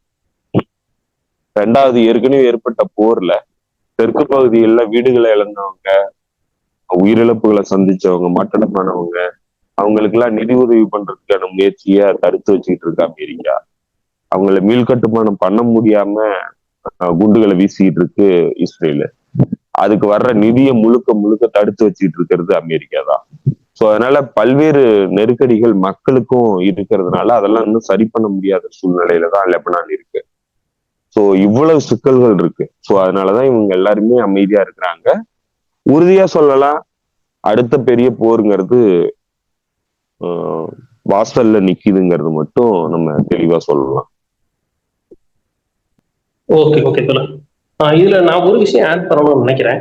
என்ன அப்படின்னா, ஈரான் இதுல அந்த இதெல்லாம் அந்த வாரெல்லாம் முடிஞ்ச பிறகு இப்போ சமீபத்தில் அவங்க என்ன சொல்ல ஆரம்பிச்சிருக்காங்க அப்படின்னா, எங்களுடைய மிகப்பெரிய வெற்றி அப்படிங்கிறது வந்து போர் வெற்றி இல்லை, நாங்க வந்து அங்க இருக்கக்கூடிய விஞ்ஞானிகளை கொலை பண்ணிட்டோம். அந்த விஞ்ஞானிகள் தான், அணு விஞ்ஞானிகள் தான் மிக முக்கியமா வந்து அவங்களுடைய நியூக்ளியர் பேக்ல இருந்தவங்க. இப்ப இனிமே அவங்கள்ட்ட அதுக்கெல்லாம் ஆள் கிடையாது. அதுக்குன்னு 2 5 வருஷம் ஆகும். அதனால அதையே வந்து நாங்க நேரடியா ஏமல்ல இம்ப்ளிமெண்ட் பண்ண போறோம் அப்படின்னு சொல்றாங்க. ஏமல்ல இம்ப்ளிமெண்ட் பண்ண போறாங்கன்னா இதர் ஒன் அசாசினேஷன், இன்னொன்னு வந்து என்னவா பாக்குறோம்னா இது அந்த சொமாலி லேண்டு அங்கிருந்து தாக்குதல் நடத்த வாய்ப்பு இருக்குமோ அப்படின்னு ஒண்ணு பார்க்கப்படுது. இப்போ அந்த ஏமன் மீதான இவங்க ப்ரிப்பரேஷன் எப்படி இருக்கு, அதை எப்படி பாக்குறீங்க? யமனுக்கு எதிரான கடுமையான தாக்குதல் நடத்துறதுக்கு திட்டமிட்டு இருக்கிறதா சொல்றாங்க. அன்பிரசிடென்டான அட்டாக் நடத்த போறோம் அப்படிங்கிறத அவங்களுடைய பத்திரிகை வாயிலா வெளியிடுறாங்க.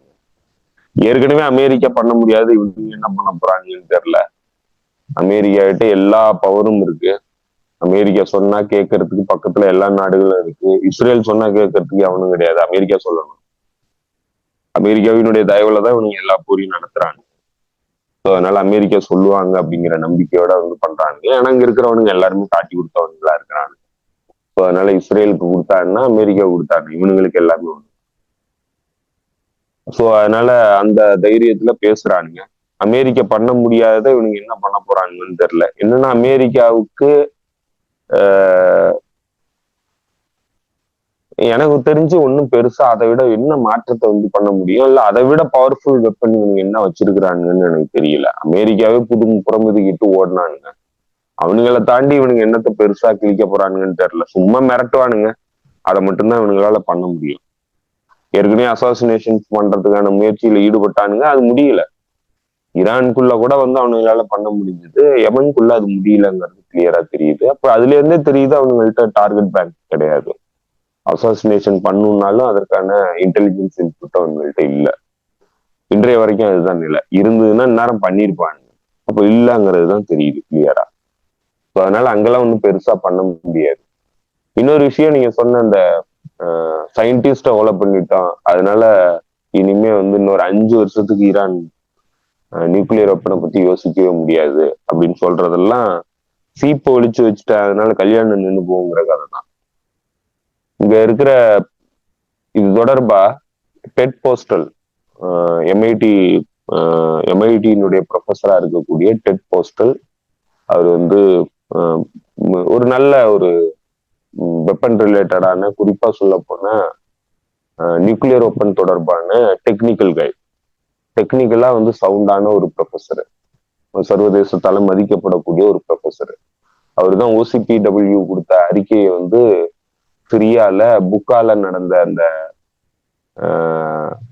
ரசாயன குண்டு வீச்சு அப்படின்னு சொல்லிட்டு ஒரு பெரிய அலிகேஷன்ஸை வச்சு அதை தொடர்ந்து அமெரிக்கா வந்து குண்டு வீசுனுச்சு இஸ்ரேல்ல. ஸோ அது கடைசியா வந்து அவர் ஆய்வு பண்ணி அந்த மாதிரி எதுவுமே நடக்கல. இஸ்ரேல் வந்து அந்த தாக்குதல் சிரியா வந்து அந்த தாக்குதல், சிரியன் அரசாங்க துருப்புகள் வந்து அந்த தாக்குதலே பண்ணல அப்படிங்கிறத ஆய்வுபூர்வமா நிரூபிச்சு கொடுத்திருந்தாரு. அதுதான் துல்சி கேபர்ட் வந்து அந்த விஷயத்த வச்சுக்கிட்டு தான் அவங்க பேசினாங்க. ஸோ அந்த அளவுக்கு முக்கியமான ஒரு ஒரு ஆயுதம் தொடர்பான நல்ல ஒரு புலமை உள்ள ஒரு professor Ted Postol, Theodore Postol. அவரு சமீபத்துல ஒரு விஷயத்த வந்து பிரசன்ட் பண்ணியிருந்தார். அவர் என்ன சொல்றாருன்னா, அவரு மிக தெளிவா சொல்ற ஒரே விஷயம், ஈரான் வந்து ஒரு அன்டிக்ளேர்டு நியூக்ளியர் வெப்பன் ஸ்டேட் அப்படின்றார். ஈரான் வந்து அறிவிக்கப்படாத அணு ஆயுத நாடு அப்படிங்கிறத சொல்றாரு. இப்ப அவரு டெக்னிக்கலா அதை வந்து எக்ஸ்பிளைன் பண்றாரு. ஈரான் வந்து 13,000 சென்ட்ரிஃபியூஜஸ் வச்சிருக்குது அப்படின்னு சொல்றாரு.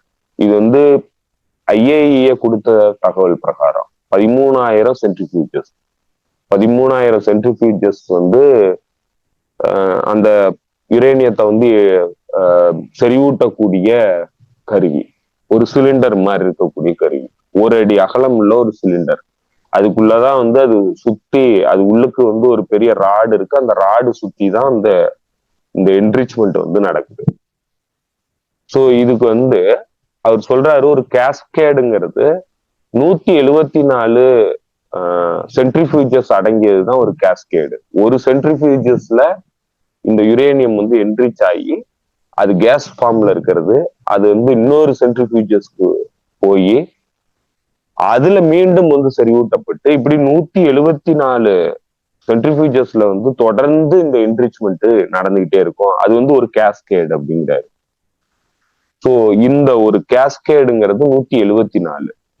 இப்ப அவரு கணக்கு சொல்றாரு, ஈரான் வந்து ஏற்கனவே 60% என்ரிச்டு யுரேனியம் வச்சிருக்குது அப்படிங்கிறத சொல்றாரு.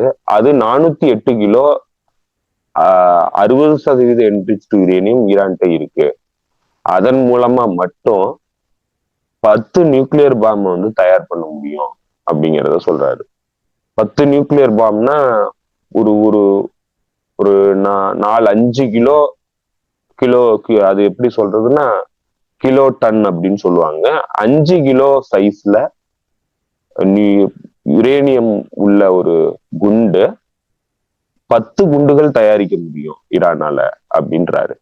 அப்புறம் இன்னொரு விஷயத்த சொல்றாரு, 2023லயோ 21லயோ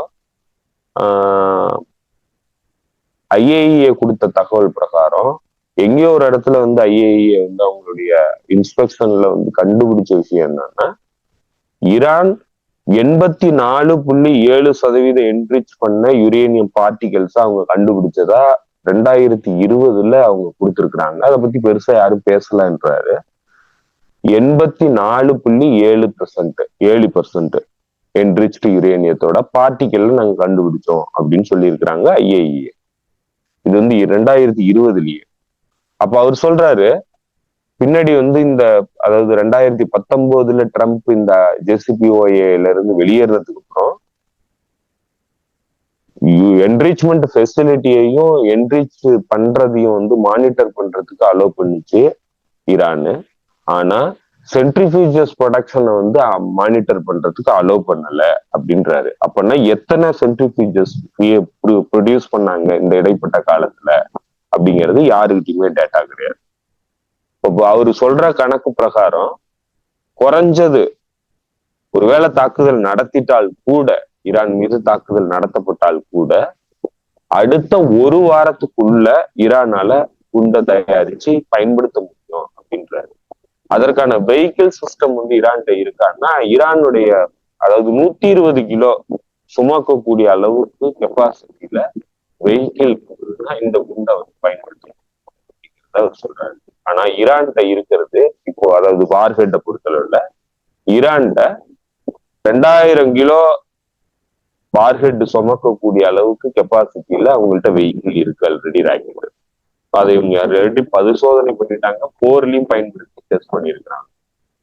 அதே மாதிரி ஒரு நியூக்ளியர் வெப்பன் பயன்படுத்துறதுக்கு தேவையான முக்கியமான விஷயங்கள்ல அது இடைமறிக்கப்படக்கூடாது அப்படிங்கிறது முக்கியமான விஷயம்.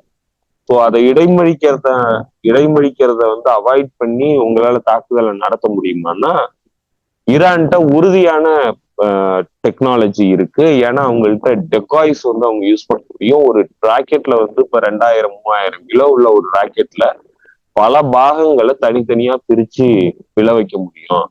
அப்படி விழ வச்சாங்கன்னா ஒரு காலத்திலேயே உங்களால அந்த ராக்கெட்ல இருக்கக்கூடிய வெடிமருந்தை உங்களால எதுவுமே பண்ண முடியாது அப்படிங்கிறத சொல்றாரு. அப்ப கண்டிப்பா அது வந்து தாக்குதல் நடத்துறத நீங்க அவாய்ட் பண்ணவே முடியாது அப்படிங்கிறத சொல்றாரு. ஸோ இன்னும் இதை விட எல்லாத்தையும் விட நம்மளே வந்து மிஸ் அண்டர்ஸ்டாண்ட் பண்ணியிருந்த ஒரு விஷயம் என்னன்னா, ஈரான்கிட்ட நம்ம பேசும்போது என்ன சொல்லியிருந்தோம்னா, ஒருவேளை வந்து ஈரான் அணு ஆயுதமே தயாரிச்சிருந்தா கூட அதை டெஸ்ட் பண்ணணும் அப்படிங்கிறத சொன்னாங்க. கான்பிடன்ஸ் இருந்ததுன்னா, அவங்களுடைய டெக்னாலஜி மீது கான்பிடன்ஸ் இருந்ததுன்னா, ஒரு நாடு அணு ஆயுதத்தை சோதனை நடத்த வேண்டிய அவசியமே இல்லை அப்படிங்கிறத டெட் போஸ்டல் சொல்றாரு. பண்ண வேண்டிய அவசியமே இல்லை. அப்படின்னா ஈரான் 84.7% என்ரிச் பண்ணி யுரேனியம் பார்ட்டிகள் அவங்கள்ட்ட இருக்குதுன்னு சொன்னாங்க. அவங்கள்ட்ட வெப்பன் ஆல்ரெடி இருக்கணும் அப்படிங்கறத சொல்றாரு. அப்படியே இல்லைன்னாலும் இப்ப நினைச்சா கூட அவங்களால வெப்பன் வந்து தயாரிச்சிருக்கும். இதுக்கப்புறம் தயாரிக்கிறது ஒரு பெரிய விஷயமே கிடையாது அப்படிங்கறத சொல்றாரு. ஏன்னா என்ரிச்மெண்ட் ஸ்டார்டிங் ஸ்டேஜ்ல என்ரிச் பண்றதுதான் பெரிய விஷயமே தவிர, ஒரு 50%க்கு மேல நீங்க என்ரிச் பண்ணிட்டீங்கன்னா அதுக்கப்புறம் 100% என்ரிச் பண்றதுங்கிறது நீங்க ஒரு ஷாட்ல வந்து பண்ணி முடிச்சிடலாம் அப்படிங்கிறத சொல்றாரு. அதாவது ஒவ்வொரு டபுளா வந்து மாறிட்டு வர்றதுல 60% 70% வர்றதுதான் ரொம்ப டைம் எடுக்கும். அதுக்கப்புறம் அடுத்த ஸ்டெப்பே வந்து 100% அப்படிங்கிறத சொல்றாரு. ஸோ டெக்னிக்கலா எந்த பிரச்சனையும் கிடையாது. இன்னும் சொல்ல போனா, நீங்க ஈரானுடைய எதிரியா இருந்தா, அவரு சொல்லிய கன்க்ளூஷன் என்னன்னா, ஈரானுடைய எதிரியா இருந்தீங்கன்னா you should be worried, Iran already has nuclear weapon அப்படின்றாரு. நீங்க வந்து ஒரு சான்ஸே கொடுக்க கூடாது. ஈரான்கிட்ட வந்து இல்லைன்னு மட்டும் நீங்க நினைச்சீங்கன்னா உங்களை விட முட்டாள் யாருமே கிடையாது அப்படிங்கிறத இஸ்ரேலுக்கும் அமெரிக்காவுக்கும் சொல்றாரு. அவங்க அந்த மாதிரி யோசிக்கணும் அப்படிங்கிறத சொல்றாரு. அப்படின்னா இவங்க எந்த வகையில சக்சஸ் பண்ணிட்டாங்க? விஞ்ஞானிகளை கொலை பண்ணதுனால என்ன சக்சஸ் நடந்துச்சு? இது எல்லாமே மீடியா ப்ரொபகண்டா தான், வேற ஒண்ணுமே கிடையாது. கம்ப்ளீட் தோல்வியோட வெளியேறி இருக்கிறாங்க, அவ்வளவுதான். அதை மறைக்கிறதுக்கு நான் அதுதான் சக்சஸ் பண்ணிட்டேன், இந்த சக்சஸ் பண்ணிட்டேன், ஆப்லிட்ரேட் பண்ணிட்டேன் அப்படின்லாம் சொல்லி அடிச்சு விடுறாங்களே தவிர அவனுங்களுக்கு அட்டர் ஃபெயிலியர் ஆயிருக்கிறாங்க. ஏன்னா அவங்களுடைய திட்டமே நியூக்ளியர் வெப்பன் அழிக்கணுங்கிறதோ இல்ல நியூக்ளியர் வெப்பன் வந்து ஈரான் வச்சுக்கும் அப்படிங்கிறதோ வந்து திட்டம் பிரச்சனை கிடையாது. ஈரானுடைய அரசாங்கத்தை மாத்தணுங்கிறது தான் அவங்களுடைய திட்டம். அது கம்ப்ளீட் ஃபெயிலியர். ஈரான்கிட்ட வந்து இன்னைக்கு வெப்பனே இருக்குங்கிற அளவுக்கு வந்துருச்சுன்னா இதுக்கு மேல ஆட்சி மாற்றத்தை அவனால ஏற்படுத்தவே முடியாது. ஒரே ஒரு வழிமுறை மட்டும்தான் இருக்கு, உள்நாட்டில இருந்து கிளர்ச்சி பண்ணி ஆட்சி மாற்றம் ஏற்படுத்துறது தான். அதை தவிர எக்ஸ்டர்னலி நீ ஆட்சி மாற்றம் ஏற்படுத்தணுங்கிற இடத்தை நோக்கி நகர்ந்தன்னா அணு ஆயுத போரா போறதை தவிர வேற வழியே கிடையாது. அந்த எல்லை வந்து இன்னைக்கு வந்துருச்சு அப்படிங்கிறது தான் டெட் போஸ்டலினுடைய ஆய்வு. ஓகே. இப்ப வந்து உள்ளுக்குள்ள இருந்து கிளர்ச்சி நடத்தணும் அப்படின்னா அது அமைதியா பண்ணியிருக்கணும். அதை இவங்களே கெடுத்துக்கிட்டாங்க. ஒரு வெள்ளிக்கிழமை காலையில குண்டை போட்டு வெள்ளிக்கிழமை அன்னைக்கு தொழுகைக்கு வந்த ஆட்கள்லாம் ரோட்ல இறங்கி அது மிகப்பெரிய அளவுல மக்களுடைய ஆதரவாக ஆயிடுச்சு. அது கிட்டத்தட்ட ஒரு வாரத்திலேயே மிகப்பெரிய மக்களுக்கு ஆதரவானதா போயிடுச்சு. ஏன்னா அந்த ஒரு பிரின்ஸ் ஒருத்தரை கூப்பிட்டு வந்து இவரோட ஈரானோட பிரின்ஸ் அப்படின்னு சொல்லிட்டு இருந்தாங்க. அந்த ஆள்கிட்ட எல்லாரும் சொல்லிட்டாங்க, நீ தேவையில்லாம ஏழரை இருக்குத, நீ எதுக்கு இங்க உட்காந்துருக்கிற, அவங்க குண்டை போட்டு இருக்கிற தனித்தனியா பிரிஞ்சிருந்த ஈரானை ஒன்னா சேர்த்து விட்டாங்க ஒரே வாரத்துல அப்படின்னு. அதுதான் நடந்துச்சு. இப்ப அதுல இதுல நம்ம ஏற்கனவே பேசிட்டதால இதுவும் டச் பண்ணிட்டா கரெக்டாக வாங்கிக்கிறேன். அதுக்கப்புறம் நான் அந்த கம்போடியா தாய்லாந்து பத்தி உங்கள்கிட்ட கேட்கணும். கொஞ்ச நேரத்துக்கு முன்னாடி ஈரான் சுப்ரீம் லீடருடைய ஆலோசகர் வந்து ஒரு தகவல் சொல்லியிருக்காரு. ஏற்கனவே பேசுறதுதான் அந்த ஜன்சிகர் கேரிடார் அப்படின்னு சொல்லக்கூடிய அந்த இடம் அர்மேனியா. போன முறை நான் வந்து சிங்கசூர்னு அது ஜங்கசூர். அதுல வந்து அவர் என்ன சொல்லியிருக்காருன்னா, இந்த கேரடாரை நீங்க வந்து யுஎஸ்ஏ கொடுக்கறது அப்படின்றது நேரடியா ஈரானுக்கும் ஆக்சிஸ் ஆஃப் ரெசிஸ்டன்ஸுக்கும் இது தொல்லை தரக்கூடியது. நேரடியா வந்து ஆக்சிஸ் ஆஃப் ரெசிஸ்டன்ஸை பலவீனப்படுத்துறதுக்கான அந்த வேலை இறங்குறீங்க அப்படின்னு சொல்லிட்டு இன்னொரு வார்த்தையை மிக கடுமையா வைக்கிறாரு. அதை எப்படி பயன்படுத்துறாருன்னா, நேட்டோ மற்றும் பேன் துருக்கி போர்சஸ் இவங்கெல்லாம் சேர்ந்துதான் இந்த ப்ராஜெக்ட் பின்னாடி இருக்கிறாங்க அப்படின்னு நேராக சொல்றாங்க. அவர் அர்மேனியாவுக்கும் டைரக்டாவே சொல்றாரு இதை செய்யாதீங்க அப்படின்னு. என்ன இதுல எனக்கு சந்தேகம் வரனா, அர்மேனியா வந்து ரொம்பவே அவங்க கூட இணக்கமா தான் இருந்துச்சு ஈரான் கூட. இப்போ எந்த காரணத்தினால கொண்டு போய் இது கொடுக்குறாங்க, 100 வருஷத்துக்கு லீஸ் அப்படின்றது ரொம்ப இதானது அப்படின்னு சொல்றாங்க. இப்போ அவங்க இன்னொரு வார்த்தை சொல்லிருக்காரு, எங்களையும் ரஷ்யாவையும் பிரிக்கிறதுக்கான வேலையில இறங்கி இருக்கிறீங்க நீங்க அப்படின்ற வார்த்தையை நிறைய சொல்லிட்டாரு.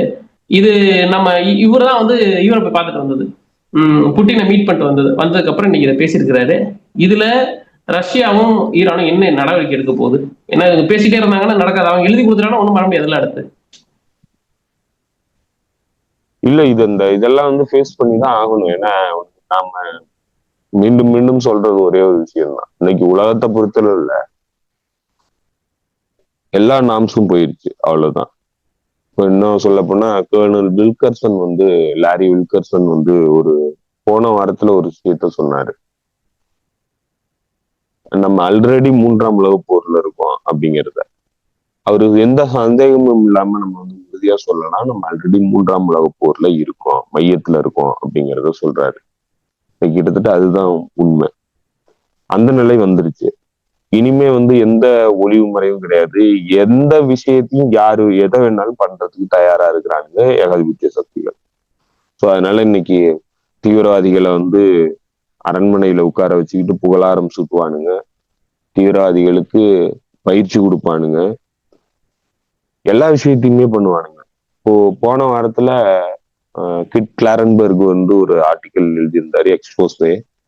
அதுல ஒரு இன்டர்மீடியட்னு சொல்லிட்டு டோனி பிளேரினுடைய கவர்மெண்ட்ல 2003 டிஃபென்ஸ் மினிஸ்டரா இருந்த ஜோனத்தன் பவுல் அப்படிங்கிறவன் ஆரம்பிச்ச ஒரு என்ஜிஓ. அந்த என்ஜிஓ தான் இதுல இந்த ஜுலானிக்கு பயிற்சி கொடுத்துருக்குறானுங்க. இந்த ஜுலானிக்கு பயிற்சி கொடுத்து தயார்படுத்தினது வந்து அந்த என்ஜிஓ தான், இன்டர்மீடியட்டுங்கிற ஒரு என்ஜிஓ. அவனுங்க வந்து இப்போ ஜுலானியினுடைய ஆபீஸ், அதாவது அரசு அரண்மனையில அவனுங்களுடைய ஆட்கள் நேரடியாவே அங்கிருந்தே அந்த என்ஜிஓ வந்து இயங்குறதா கிட் கிளாரன்பர்க் சொல்லியிருக்கிறாரு. எல்லாமே வந்து கம்ப்ளீட்டா என்ன சொல்றாங்களோ அதான் செஞ்சுக்கிட்டு இருக்கிறான் ஜுலானி. அவனை தயார்படுத்தி அவனை இது பண்ணது ஏற்கனவே நம்ம ஒரு முறை பேசும்போது சொல்லியிருந்தோம். ஜுலானிய வந்து தீவிரவாத லிஸ்ட்ல இருந்து வெளியில கொண்டு வரணும், தீவிரவாதி கிடையாது அப்படின்னு சொல்லிட்டு ப்ரமோட் பண்ணது ஐசிஜி, இன்டர்நேஷனல் கிரைசிஸ் குரூப். அவன் பிபிஎஸ்ங்கிற ஒரு சேனலை கூட்டு வந்து அதற்காக ஒரு பெரிய டாக்குமெண்ட்ரியே எடுத்து இங்க இட்லிப்ல வச்சு டாக்குமெண்ட்ரியை எடுத்து, இல்ல இப்ப இவனுங்கெல்லாம் வந்து முன்னாடி மாதிரி தீவிரவாதிகள் கிடையாது, இவனுங்கெல்லாம் திருந்திட்டானுங்க அப்படின்னு சொல்லி பெரிய ஒரு பிரச்சாரத்துல வந்து ஈடுபட்டா. அதுக்கு பின்னாடி இருந்து வேலை பார்த்தது ஐசிஜி தான். ஐசிஜி தான் பைடன் அரசாங்கத்துல ஐஎஸ்ஐஎஸ்க்கு வந்து லாபி பண்ணது. இந்த ஜுலானி போர்ஸுக்கு லாபி பண்ணி அவங்க கூட உரையாடல ஏற்பட்டு இந்த ஆட்சி மாற்றத்துக்கு ஜுலானி தலைமையில வந்து கொண்டு வர்றதுக்கு அடிப்படையா இருந்தது ஐசிஜி. அதே மாதிரி இன்டர்மீடியட்ங்கிற ஒரு நிறுவனம், என்ஜிஓ, ஜொனத்தன் பால் ஆரம்பிச்ச நிறுவனம், அது MI6 கட் அவுட்டு. அவனுங்க ஆரம்பிச்ச நிறுவனம். அவனுங்க தான் வந்து முழுக்க முழுக்க ஜுலானிய வந்து இப்ப உருவாக்கி கொண்டு வந்திருக்கிறவனுங்க. அவனுடைய ஜுலானி மட்டும் கிடையாது, அவனுடைய கேபினெட்ல இருக்கக்கூடிய வெளியுறவுத்துறை அமைச்சர் சிபானி, ஜுலானி, இவனுங்களை எல்லாத்தையும் குரூம் பண்ணி எப்படி பேசணும், என்ன பண்ணணும் அப்படிங்கறத எல்லாத்தையும் வந்து பயிற்சி கொடுத்து கிட்டத்தட்ட வந்து கடந்த ஒரு 2 வருஷமா உருவாக்கி கொண்டு வந்திருக்கிறானுங்க. அத ராபர்ட் ஃபோர்டுங்கிற ஒரு முன்னாள் இதுல இருந்தவன், துருக்கி எம்பசில இருந்த பிரிட்டிஷ் அம்பாசிடர், அவன் தான் அந்த பணியில ஈடுபட்டதா வெளிப்படையாவே அவன் வந்து இப்போ ஒரு 2 வாரத்துக்கு முன்னாடி பெருமையா பேசியிருக்கான். 2 முறை நான் சந்திச்சேன். 2023 முதல் முறையா என்னை பார்க்க சொல்லி சொல்லியிருந்தாங்க. நான் போய் சந்திச்சேன். எனக்கு கொடுக்கப்பட்ட வேலை என்னன்னா, ஜுலானிய தீவிரவாதியா இருக்கிறவனை மாத்தி ஒரு பொலிட்டீஷியனா மாத்தணும் அப்படிங்கறது எனக்கு கொடுக்கப்பட்ட பணி. அப்ப நான் அவங்க கூட பேசிதான் மாத்தினேன். அது எனக்கு ஒரு ரொம்ப சேலஞ்சிங்கான ஒர்க்கா தான் இருந்தது. நான் அவனை பார்த்து ரொம்ப மலைச்சு போனேன் அப்படிங்கறதெல்லாம் வந்து பேசியிருக்கான் பெருமையா. ஸோ ஒட்டுமொத்தமாவே MI6 ஒர்க் பண்ணி தான் வந்து இந்த தீவிரவாதிகளை இன்னைக்கு கொண்டு வந்து அரச தலைமைக்கு கொண்டு வந்து போட்டிருக்கானுங்க. அவனுங்க இன்னைக்கு இனப்படுகொலையில முழுக்க முழுக்க அந்த நாடு முழுக்க ஈடுபட்டுக்கிட்டு இருக்கிறானுங்க. அதனால தீவிரவாதிகளை அரச தலைமை பொறுப்புக்கு கொண்டு வர்றதுக்கு இன்னைக்கு தயாராகிருக்கிறாங்க. ஸோ அதனால எந்த விதிமுறைகளும் இவங்கள்ட்ட கிடையாது. இப்போ நீங்க எதையுமே எதிர்பார்க்க தேவையில்லை, எல்லாத்தையும் பண்ணுவானுங்க. எல்லா டூல்ஸையும் இன்னைக்கு பயன்படுத்துறாங்க. அந்த பின்னணியில தான் அர்மேனியா வந்து இப்ப இன்னைக்கு வழக்குள்ள போடுறாங்க. அர்மேனியாவுக்கு ஏற்கனவே நேட்டோக்குள்ள கொண்டு போறதுக்கான ஒரு உத்தரவாதத்தையும் கொடுக்குறானுங்க. ஜார்ஜியாவுக்கும் அந்த உத்தரவாதம் கொடுக்குறானுங்க.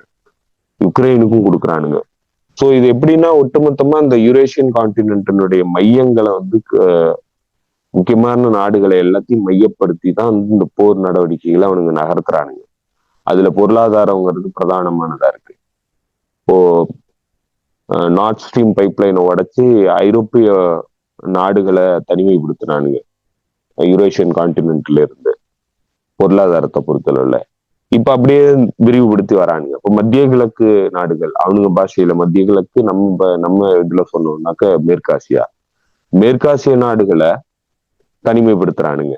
இப்ப மேற்காசிய நாடுகளை தனிமைப்படுத்துற இடத்துல ஈரானை வந்து பிரிச்சு கொண்டு வர்றது, இது எல்லாத்தையும் சேர்த்தாக்க ஒட்டுமொத்தமா சைனாவினுடைய ஒட்டுமொத்த கனெக்ஷனையும் வந்து கட் பண்றது. இதற்கான போர் நடவடிக்கைகள்ல பல்வேறு இடங்கள்ல போர் நடவடிக்கைகள்ல ஈடுபடுறானுங்க.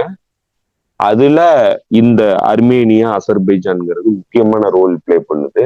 நம்ம ஏற்கனவே சொன்ன இவரு டெட் போஸ்டல் சொன்ன மாதிரி, ஈரான்கிட்ட வந்து அணு ஆயுதம் இல்லைன்னு நினைச்சேன்னா நீ பெரிய முட்டாள் அப்படின்னு சொன்ன மாதிரி, அப்ப யாரு அணு ஆயுதம் வந்து ஈரான்கிட்ட இருக்கு அப்படிங்கிறது உனக்கு சந்தேகத்துக்கு இடம் இல்லாம தெரியுதுன்னா நீ வந்து வேற வழிமுறைகளை தான் ஃபாலோ பண்ணி ஆகணும்.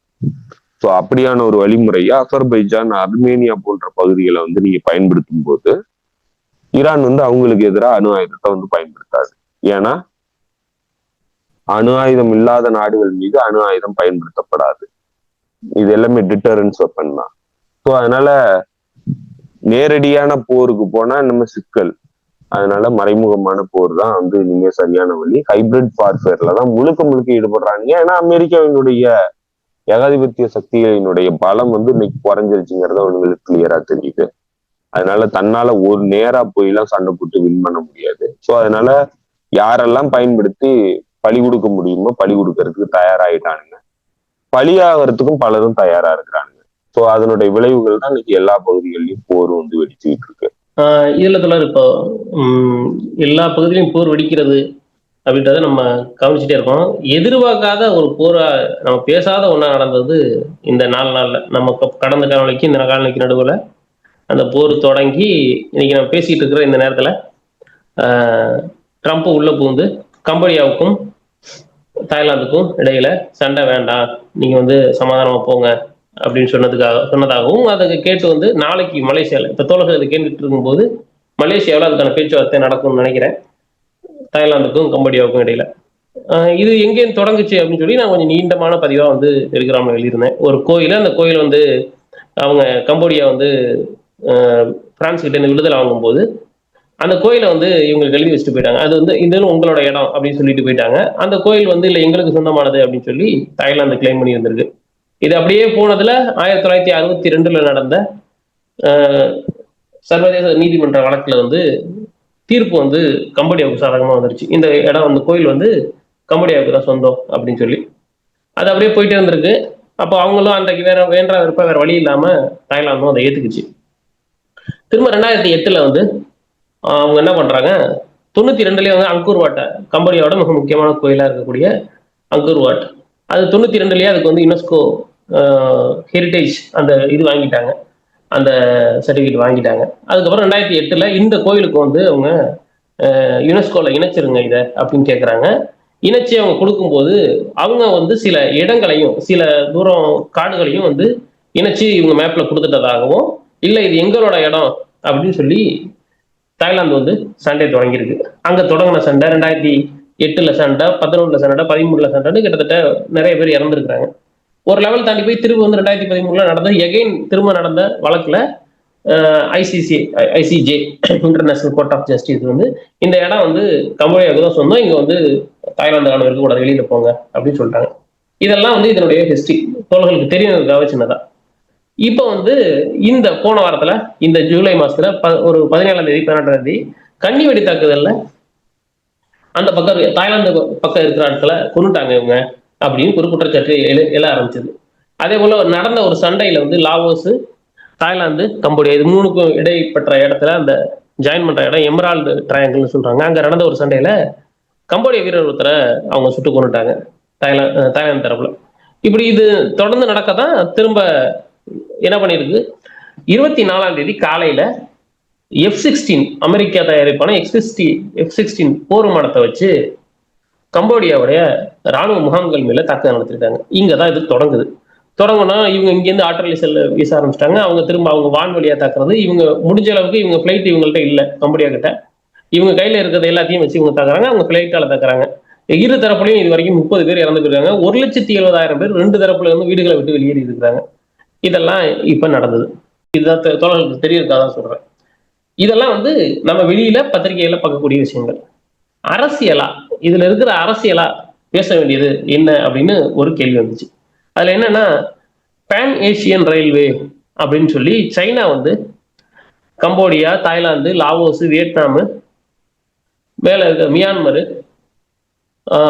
இதெல்லாம் கனெக்ட் பண்ணி மலேசியாவிலேயே சிங்கப்பூர் வரைக்கும் ரயில்வே ரோடு போடுறதாகவும், அந்த சிங்கப்பூர் வரைக்கும் போடுற ரோடு வந்து ரயில் ட்ராக் போட்டா அது வந்து மிக ஈஸியா வந்து நாளைக்கு ஃபியூச்சர்ல சைனாவுக்கு ஈஸியா இருக்கும் அப்படின்னு ஒரு பிளான் பண்ணதாகவும், அதை சபடாக்ஸ் பண்றதுக்கு இந்த போரை வந்து மேற்குள்ள நாடுகள் பயன்படுத்திக்குது அப்படின்னு சொல்லப்படுது. இப்ப இதுல இதை வந்து வெறுமனே நான் சொன்ன மாதிரி அது ஒரு ஹிஸ்டரியா பார்த்துட்டு இது நார்மலா நடந்த ஒரு விஷயம் தான் சரியா போயிடும் அப்படின்னு பாக்குறதா, இல்ல இந்த அரசியல் இருக்குன்னு பாக்குறதா, இதை நம்ம எதை எடுத்துக்கிறோம்? நம்ம சொன்ன மாதிரி இன்றைய காலகட்டம்ங்கிறது 2 விஷயங்கள், முக்கியமான விஷயங்கள்.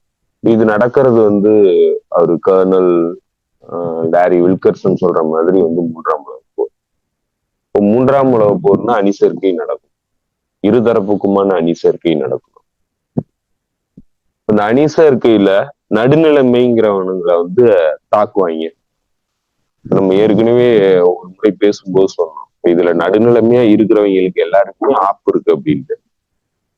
ஏன்னா இப்ப எல்லாருமே என்ன எதிர்பார்க்கறாங்க, இன்னும் குறிப்பா சொல்ல போனா மேற்கத்திய தரப்பு என்ன எதிர்பார்க்கறாங்கன்னா, ஒண்ணு என் பக்கம் வா, இல்லைன்னா எதிரி பக்கம் போ அப்படிங்கிற அளவுக்கு எல்லா நாடுகளையும் தள்ளுறாங்க. இங்க நீ நடுவுல எல்லாம் நிக்க முடியாது அப்படிங்கிறது தான் இன்னைக்கு அவங்களுடைய நிலைப்பாடு. இப்போ அதுதான் இந்தியாவுக்கு அந்த அழுத்தங்கள் வருது. அதனாலதான் போர் ஏற்பட்டுச்சு இந்தியாவுக்கும் பாகிஸ்தானுக்கும். என்னன்னா, டிசைட் பண்ணு, நீ என் கூட நிக்கிறியா, எதிரி கூட போறியா? 2 பக்கமும் நின்றுட்டு இங்க இது பண்ணிட்டு இருக்க கூடாது. நீ ஒண்ணு என்னைக்கு எதிரியா இருக்கணும், இல்லைன்னா நண்பனா இருக்கணும் அப்படிங்கிறது தான் இன்னைக்கு அவங்க வைக்கிறது. அதுதான் எல்லா நாடுகளுக்கும் அவங்க வைக்கிறது. அதனால என் பக்கம் நிக்கணும், இல்லைன்னா எதிரி பக்கம் போயிடணும். ஏன்னா அங்க நடக்கிறது அவர் சொன்ன மாதிரி 3ஆம் உலக போர். இப்போ 3ஆம் உலக போர்னா அணிசேர்க்கை பண்ணணும். எதிரி பக்கம் போவியா, இல்ல என் பக்கம் வருவியாங்கிறத நீ உறுதிப்படுத்தி சொல்லணும், உத்தரவாதம் கொடுக்கணும். அதற்கான விஷயங்களை எல்லாத்தையும் இன்னைக்கு பண்ண ஆரம்பிச்சிருக்கிறாங்க. ஸோ அந்த பின்னணியில தான் இந்தியாவுக்கும் பாகிஸ்தானுக்குமான அந்த போரும் வந்து இப்ப உருவாக்கப்பட்டுச்சு. இப்ப என்னன்னா, இப்ப ஓரளவுக்கு அவங்க அண்டர்ஸ்டாண்ட் பண்ணிருக்கிறாங்க யார் எந்த பக்கம் நிக்கிறா அப்படிங்கிறத. இப்ப இதுவுமே இன்னும் தெளிவாகல. அப்ப இன்னும் தெளிவாகணும்னா அதற்கான கண்டிஷன்ஸை உருவாக்கி இருக்கிறாங்க. யார் எந்த பக்கம் நிக்கணும், யார் எந்த பக்கம் நிப்பாங்க, யாரை வந்து நம்ம ஈஸியா கைவசப்படுத்தலாம் அப்படிங்கறத எல்லாத்தையும் வந்து இன்னைக்கு கால்குலேட் பண்ணி வச்சிருக்கிறாங்க. அதை வந்து கிட்டத்தட்ட செயல்படுத்தி இருக்கிறாங்க இந்தியா பாகிஸ்தான் போற பொறுத்தளவுல. அதே மாதிரியான ஒரு சூழல் தான் இதற்கு முன்னாடி ஏற்பட்ட அந்த அசர்பைஜான் அர்மேனியா போர். இப்ப நீங்க அசர்பைஜான் அர்மேனியா போர்ல என்ன நடந்தது அப்படின்னா, அந்த போருக்கு பின்னாடி என்ன நடந்திருக்கோ அதுதான் அதுக்குடைய திட்டம், அடிப்படை திட்டம். இப்ப அசர்பைஜானுக்கும் அர்மேனியாவுக்கும் நடந்த போர்ல அசர்பைஜான் வெற்றி அடைஞ்சது, அர்மேனியா தோத்து போச்சு. இப்ப அர்மேனியா இன்னைக்கு வேற வழியே கிடையாது, அமெரிக்காவினுடைய கைப்பாவையா போக வேண்டிய நிலைக்கு தள்ளப்பட்டுருச்சு. அசர்பைஜான் கூட சேர்ந்துகிட்டு அமெரிக்கா கூட போறதுக்கு தயாராயிடுச்சு. சோ ஏன்னா இன்னைக்கு அவங்களுக்கு வேற வழி கிடையாது. அவங்களுக்கு உதவி பண்றதுக்கு பெருசா யாரெல்லாம் அவங்க நம்பி நின்னாங்களோ அவங்க எல்லாம் பெருசா உதவி பண்ணல. இது என்ன சொல்ல போனா ரஷ்யாவுக்கு எதிரான பெரிய விமர்சனமும் இருக்கு அசர்பைஜான் அர்மேனியா பிரச்சனையில. சோ அதனால இன்னைக்கு ஒரு பார்ட்டிய வந்து தன்வசப்படுத்தி இருக்கிறாங்க அந்த பகுதியை பொறுத்தளவுல, காக்கேஷியன் பகுதியை பொறுத்தளவுல. அதே போல இந்தியா பாகிஸ்தானை பொறுத்தளவுல இந்தியாவின் கிட்டத்தட்ட தன்னுடைய பக்கத்துக்கு இழுத்திருக்கிறாங்க. ஆனா அதை உடைக்கிறதுக்கான முயற்சி நடக்குது, அதை தடுக்கிறதுக்கான முயற்சி நடக்குது. ரஷ்யாவினுடைய தலையீட்டின் பேர்ல ஆர்ஐசிங்கிற ஏற்கனவே பிரிக்ஸ் நாடுகளுக்கான அடிப்படை கூட்டமைப்பா இருக்கிறது ஆர்ஐசி தான். ஆர்ஐசி கூட்டமைப்புங்கிறது ரஷ்யா, இந்தியா, சைனா 3 நாடுகளுக்கு இடையிலான ட்ரைலேட்ரல் உடன்பாடு. அதை வந்து 3 நாடுகளையும் இணைத்து ஒரு வலுவான அணியை வந்து உருவாக்கணுங்கிறதுக்காக உருவாக்கப்பட்டது. அது வந்து பிரிமிகாவ் ட்ரையாங்கிள் அப்படின்னு சொல்லி டிப்ளமேட்டிக் டேர்ம்ல சொல்றாங்க. பிரிமிகாவ்ங்கிற ரஷ்யன் டிப்ளமேட் தான் வந்து அந்த திட்டத்தை வந்து இனிஷியேட் பண்ணி ஃப்ரேம் ஒர்க் பண்ணது. ஸோ அந்த திட்டமிடல் பிரகாரம் அது 99ல நினைக்கிறேன், 99ல அந்த கூட்டணி உருவாக்கப்பட்டு பின்னால அது வந்து பெரிய அளவுக்கு இம்பார்ட்டன்ஸ் இல்லாம அது கைவிடப்பட்டுட்டு அதுக்கப்புறம் பிரிக்குங்கிற அமைப்பு உருவாக்கி அப்புறம் பிரிக்ஸ் உருவாக்கி இன்னைக்கு பிரிக்ஸ் பிளஸ் உருவாகிருக்கு. அதுதான் இன்னைக்கு ஒரு வயபிளான ஒரு ஆல்டர்னேட்டிவ் சிஸ்டம் இன்னைக்கு இருக்கு. இப்ப இந்த ஆர்ஐசிங்கிற அந்த பிரிமிகாவ் ட்ரையாங்கிள் அக்ரிமெண்ட்டை மீண்டும் வந்து அதை செயல்படுத்தணும் அப்படிங்கிற இடத்தை நோக்கி ரஷ்யாவினுடைய அழுத்தத்தின் பேர்ல பேச ஆரம்பிச்சிருக்கிறாங்க இந்திய அரசும் சைனாவும். ரெப்ரோஷ்மா உருவாக்குறதுக்கான முயற்சியில புட்டினே நேரடியா வந்து தலையிட்டு செயல்படுறதா சொல்றாங்க. ஸோ இப்ப இது என்னன்னா, இந்தியாவை வந்து பாகிஸ்தானுக்கும் இந்தியாவுக்கும் உள்ள போர்னால இந்தியா வந்து தன்னுடைய முடிவுகளை எடுக்க வேண்டியிருந்தது. ஸோ அதனால எந்த பக்கம் போகுங்கிறதுல கிட்டத்தட்ட அது வந்து மேற்கத்திய தரப்பு சைடு போகக்கூடிய சூழல் இருந்ததுனால இன்னைக்கு அதை கவுண்டர் பண்றதுக்கான விஷயங்கள்ல ஆர்ஐசி வந்து மீண்டும் வலுப்படுத்துறதுக்கான ஒரு திட்டம், அதன் மூலமா இந்தியாவுக்கும் சைனாவுக்கும் ரெப்ரோஷ்மா உருவாக்குறதுக்கான திட்டம் வந்து பேக்ரவுண்ட்ல நடந்துட்டு இருக்கு. இதே மாதிரிதான் இதுக்கும் தாய்லாந்துக்கும் கம்போடியாவுக்கும் இன்னைக்கு இந்த பிரச்சனை வந்து உருவாயிருக்கு. இது வந்து லேண்ட் டிஸ்பியூட்டுங்கிறது நார்மலா நடக்கிறது. இந்தியாவுக்கும் பாகிஸ்தானுக்கும் இருக்கிறதும் லேண்ட் டிஸ்பியூட் தான். இப்ப இந்த மாதிரி நடக்கிற விஷயங்கள் தான், அதுதான் வந்து அவங்களுக்கு ஸ்டார்டிங் பாயிண்ட். எங்கெல்லாம் வந்து கான்ஃபிளிக்ட உருவாக்க முடியும்னா இந்த மாதிரி ஏதாவது சின்ன சின்ன முரண்பாடுகள் இருக்கிற இடங்கள்ல தான் கான்ஃபிளிக்ட உருவாக்க முடியும். இப்போ தாய்லாந்தை பொறுத்தளவுல தாய்லாந்து வந்து ரொம்ப முக்கியமான நாடு. எந்த பின்னணியிலன்னா பிரிக்ஸ்ல பார்ட்னர் நாடுகள்ல முக்கியமான நாடு தாய்லாந்து. இப்ப தாய்லாந்து வந்து பிரிக்ஸ் நாடு, இன்னும் சொல்ல போனா பிரிக்ஸ் பார்ட்னர் நாடு, நேரடி மெம்பர் கிடையாது, பிரிக்ஸ் பார்ட்னர் நாடு. அதே போல ஏசியான் நாடுகள்ல முக்கியமான 2 நாடுகள் தான் கம்போடியா, தாய்லாந்து. தாய்லாந்து வழக்கமா அமெரிக்காவினுடைய அலைஸா இருக்கக்கூடிய நாடு. ஆனா சமீப காலங்கள்ல அதனுடைய ட்ரேட் உறவுகளையும் டிப்ளமேட்டிக் உறவுகளையும் இன்னும் சொல்ல போனா ராணுவ உறவுகளையுமே அது வந்து சைனா கூட அதிகப்படுத்தி இருக்குது. தாய்லாந்தினுடைய பார்டர் பகுதியா இருக்கக்கூடிய மியான்மர்ல ஏற்கனவே போர் நடக்குது. அது சைனாவுக்கும் அமெரிக்காவுக்கும் இடையிலான பனிப்போர் மாதிரியான ஒரு போர் நடக்குது, ப்ராக்சி போர். அதுல அந்த இராணுவத்துக்கு எதிரான கிளர்ச்சி நடவடிக்கைகள்ல பெரிய அளவுக்கு குழுக்களுக்கு அமெரிக்கா நேரடி உதவி பண்ணுது. சிஐஏடைய ஒர்க் வந்து பெரிய அளவுக்கு நடக்குது. அதனுடைய அடிப்படை என்னன்னாக்க அந்த பகுதியில அவங்க பைப்லைன் போடுறாங்க. ஏன்னா மலாக்கா ஸ்ட்ரெயிட் போர்க்காலத்துல சிக்கலாகும் அப்படிங்கிறதுக்காக இப்பவே அதற்கான தயாரிப்பு பணிகள்ல பல்வேறு ஆல்டர்னேட்டிவ் பிளான்ல முக்கியமான பிளானா இருக்கிறது மியான்மர்ல இருந்து போற பைப்லைன். இப்போ மியான்மர்ல இருந்து போற பைப்லைனை தான் இந்த கிளர்ச்சி படைகள்ல உள்நாட்டுக்குள்ள நடக்கிற சண்டையில அவங்க புடைக்கிறது சைனாவினுடைய பைப்லைன். பாகிஸ்தான்ல அதே மாதிரிதான் பலுச்சிஸ்தான் பகுதியில பைப்லைன் போகுது, சைனாவினுடைய பைப்லைன் போகுது, belt and road initiative project போகுது. இந்த பலுச்சிஸ்தான் செப்பரேட்டிஸ்ட் தீவிரவாதிகள் வந்து தாக்குதல் நடத்துறது சைனாவினுடைய இதுல. ஐசிஸ் தீவிரவாதிகள் சைனாவினுடைய டிப்ளமேட்ஸ் மீது மனித வெடிகுண்டு தாக்குதல் நடத்தி ஒரு டிப்ளமேட் இறந்தே போனாரு சமீபத்துல. சோ இப்படி பல்வேறு இடங்கள்ல அமெரிக்காவினுடைய தூண்டுதலின் பேர்ல இந்த பகுதியில சண்டை நடக்குது. அதுல குறிப்பா தாய்வானுடைய பார்டர் பகுதியா இருக்கக்கூடிய மியான்மர்ல ஏற்கனவே அமெரிக்காவினுடைய அழுத்தத்தின் பேர்ல சண்டை நடந்துகிட்டு இருக்கு. அடுத்து இப்ப தாய்லாந்து முக்கியமா நீங்க சொன்ன மாதிரி பெல்ட் அண்ட் ரோடு இனிஷியேட்டிவ்ல ஒரு முக்கியமான நாடு தாய்லாந்து. அவங்க புல்லட் ட்ரெயின் ரயில்வே இது வந்து போட ஆரம்பிச்சுட்டாங்க. அது வந்து நேர சைனா வந்து கனெக்ட் பண்றதுக்கான புல்லட் ட்ரெயின்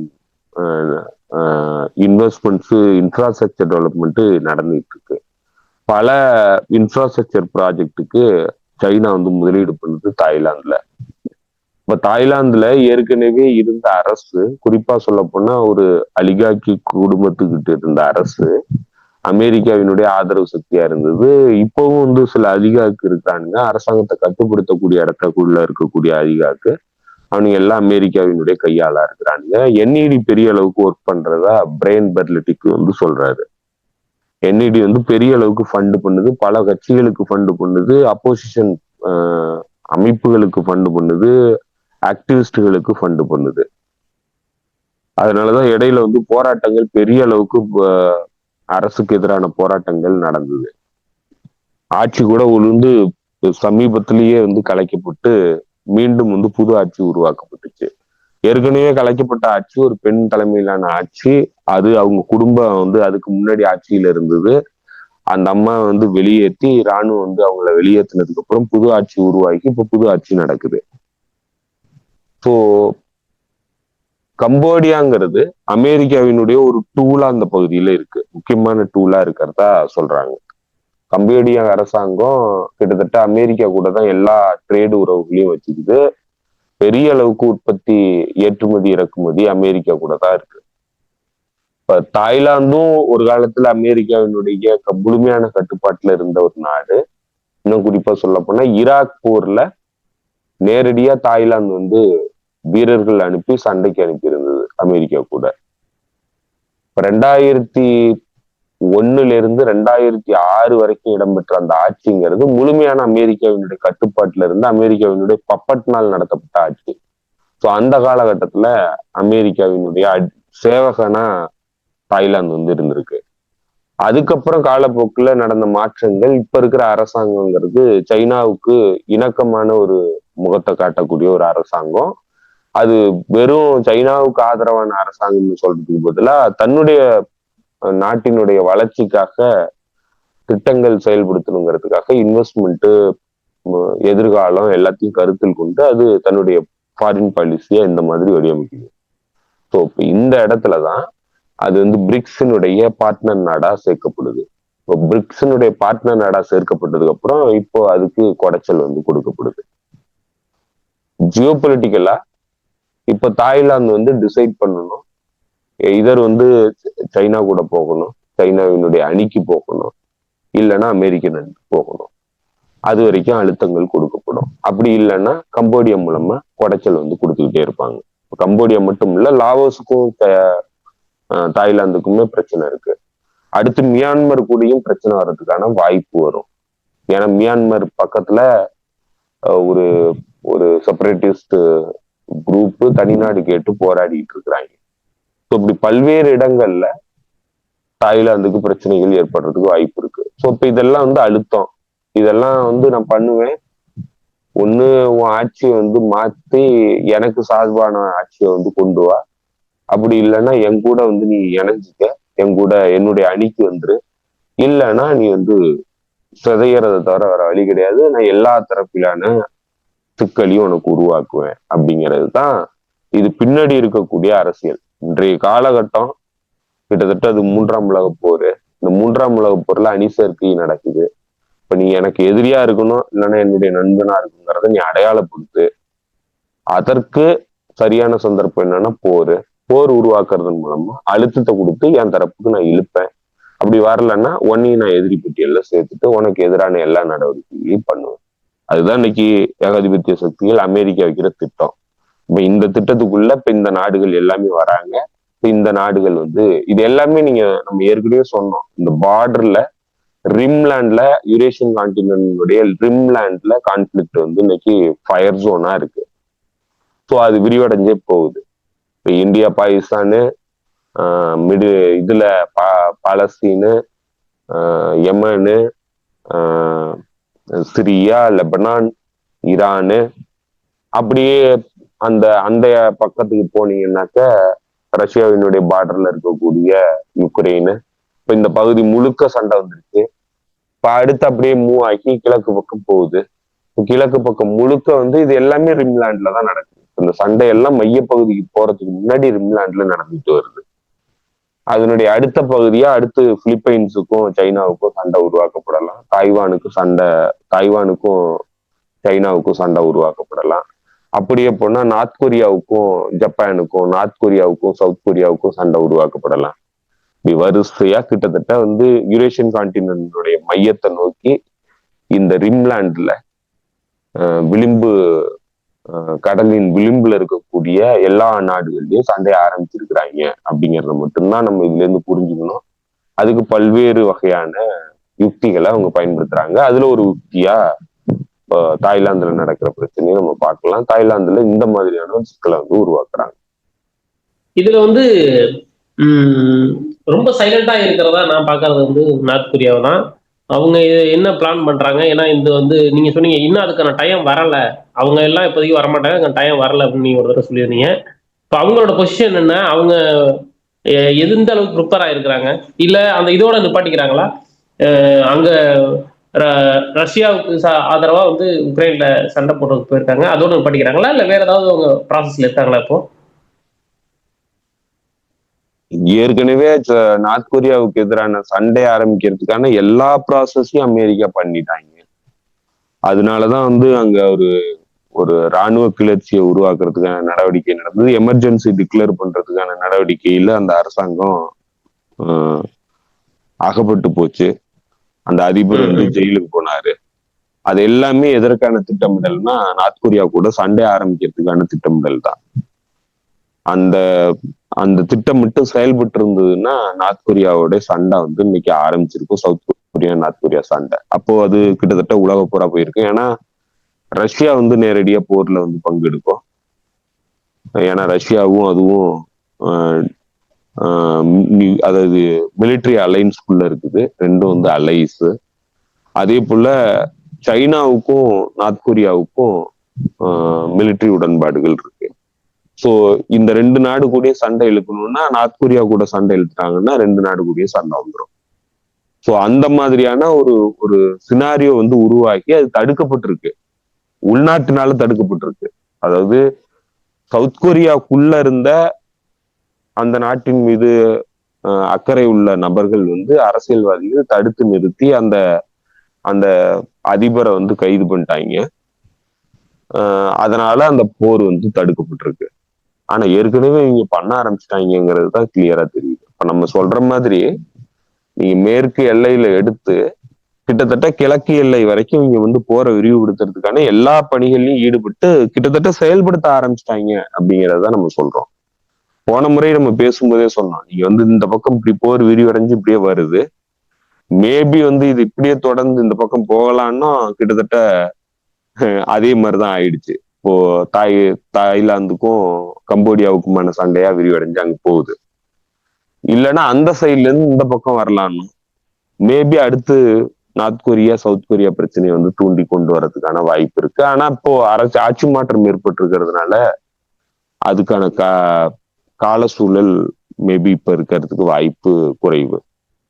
ஆனா எப்பவா இருந்தாலும் இந்த பிரச்சனை வந்து அதை நோக்கிதான் போகும். இதுல வந்து இன்னொரு விஷயம் சேர்த்து கடைசி சொல்லணும்னு நினைக்கிறேன். யூரோப்பியன் யூனியனுக்கும் ட்ரம்ப்புக்கும் இடையிலான பேச்சுவார்த்தை இன்னைக்கு நடந்திருக்கு. அதனுடைய தலைவர் அவங்களும் ட்ரம்ப்பும் பேசியிருக்காங்க. கிட்டத்தட்ட நாங்க எல்லாம் பேசி ஒரு முடிவுக்கு வந்துட்டோம், அந்த டாரிஃப் எல்லாம் வந்து ஒரு லெவலுக்கு வந்துட்டோம் அப்படின்னு சொல்லியிருக்காரு. அப்படி சொன்னப்போ அதுல இன்னொரு விஷயம் சேர்த்து சொல்றாப்ல, 2 விஷயம் சொல்றாப்ல. ஒண்ணு வந்து காசா பத்தி, காசாவுக்கு நாங்க கொடுத்த அளவுக்கு யாரும் காசு கொடுக்கல, கிட்டத்தட்ட 60 மில்லியன் கொடுத்துருக்கோம் அப்படின்றப்பல யாருக்கிட்ட கொடுத்தாருன்னு தெரியல. ஒருவேளை இந்த ஒரு 10-20 தீவிரவாதிகள் உள்ள அனுப்பிச்சாங்க காசா ஹியூமனிடேரியன் ஃபண்ட் அப்படின்ற பேர்ல, அவங்களுக்கு எதுவும் கொடுத்தாரா அப்படின்னு தெரியல. அவங்கள்ட்ட இருந்து உதவி பொருட்களை புடுங்கறதுக்கு ஐசிஸ் தீவிரவாதிகளுக்கு கொடுத்துருப்பாங்கன்னு அது வேணா நடந்திருக்கும். அது ஒரு பெரிய அயோக்கியத்தனம். ஆக்சுவலா அதை நான் எழுதாம விட்டுட்டேன். என்ன நடந்திருக்குன்னா, வாஷிங்டன் போஸ்டா இல்ல இதான் தெரியல, வால் ஸ்ட்ரீட் ஜேர்னல் அந்த அயோக்கிய பயலுக்கு என்ன பண்ணிருக்காங்க, காசா உள்ள காசா மக்களுக்கு எதிராக, காசா விடுதலைக்கு, பாலஸ்தீன விடுதலைக்கு எதிராக வேலை பார்க்கறதுக்கு இஸ்ரேல் ஆதரவா அனுப்பப்பட்ட அந்த நபர் வந்து ஒரு கட்டுரை எழுதியிருக்கிறாங்க. எதுல எழுதியிருக்காங்க பேரு, அவன் வந்து எய்டு பொருட்கள், அதாவது இந்த உதவி பொருட்கள் வர்றத திருடிட்டு போறான், கேங் வச்சுக்கிட்டு திருடிட்டு போறான். ஏற்கனவே தெரியும் நம்ம அவன் வந்து திருடிட்டு போனதை கண்டுபிடிச்சு பெரிய அளவுக்கு ஆம்புஷ் எல்லாம் பண்ணிச்சு அல்கசாம் பிரிகேடு. அது மட்டும் இல்ல, அவனுங்களுக்கு எச்சரிக்கை விடுத்திருக்கு, உடனடியா 10 நாள்ல நீங்க சரண்டர் ஆகலைன்னா அவங்க மீது நடவடிக்கை எடுப்போம், சட்ட ரீதியான நடவடிக்கை எடுப்போம் அப்படிங்கிறத, மிலிட்டரி சட்ட ரீதியான நடவடிக்கை எடுப்போங்கிறத ஏற்கனவே எச்சரிக்கை விடுத்திருக்கிறாங்க. அவன் ஐசிஸ்க்கு ஆதரவா இருக்கக்கூடிய ஐசிஸ் தீவிரவாதி. அவன் பலஸ்தீன்ல இருந்துகிட்டு திருட்டு வேலை பார்த்துக்கிட்டு இருக்கிற அயோக்கிய பையன், ட்ரக் டிராபிக் பண்ணிட்டு இருக்கிறவன். அவன் வந்து இன்னைக்கு வால் ஸ்ட்ரீட் ஜேர்னலுக்கு ஆர்டிக்கல் எழுதியிருக்கான்.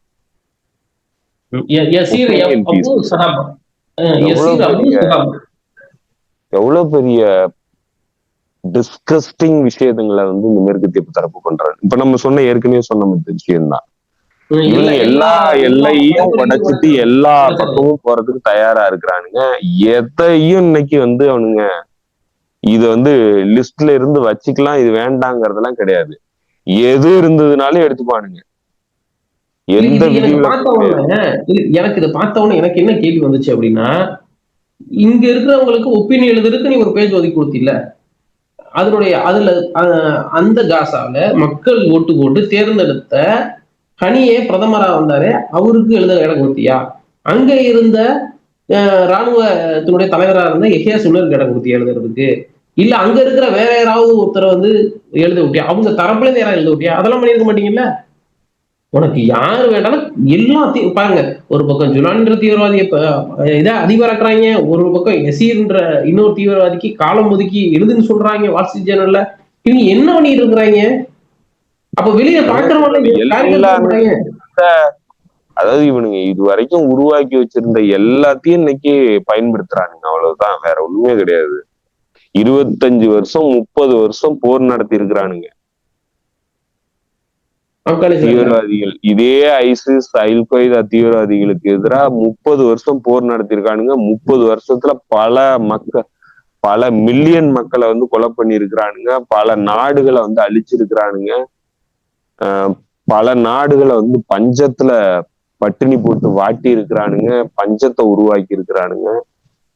கிட்டத்தட்ட ட்ரில்லியன்ஸ் ஆஃப் டாலர்ஸ் வந்து செலவு பண்ணி இருக்கிறானுங்க.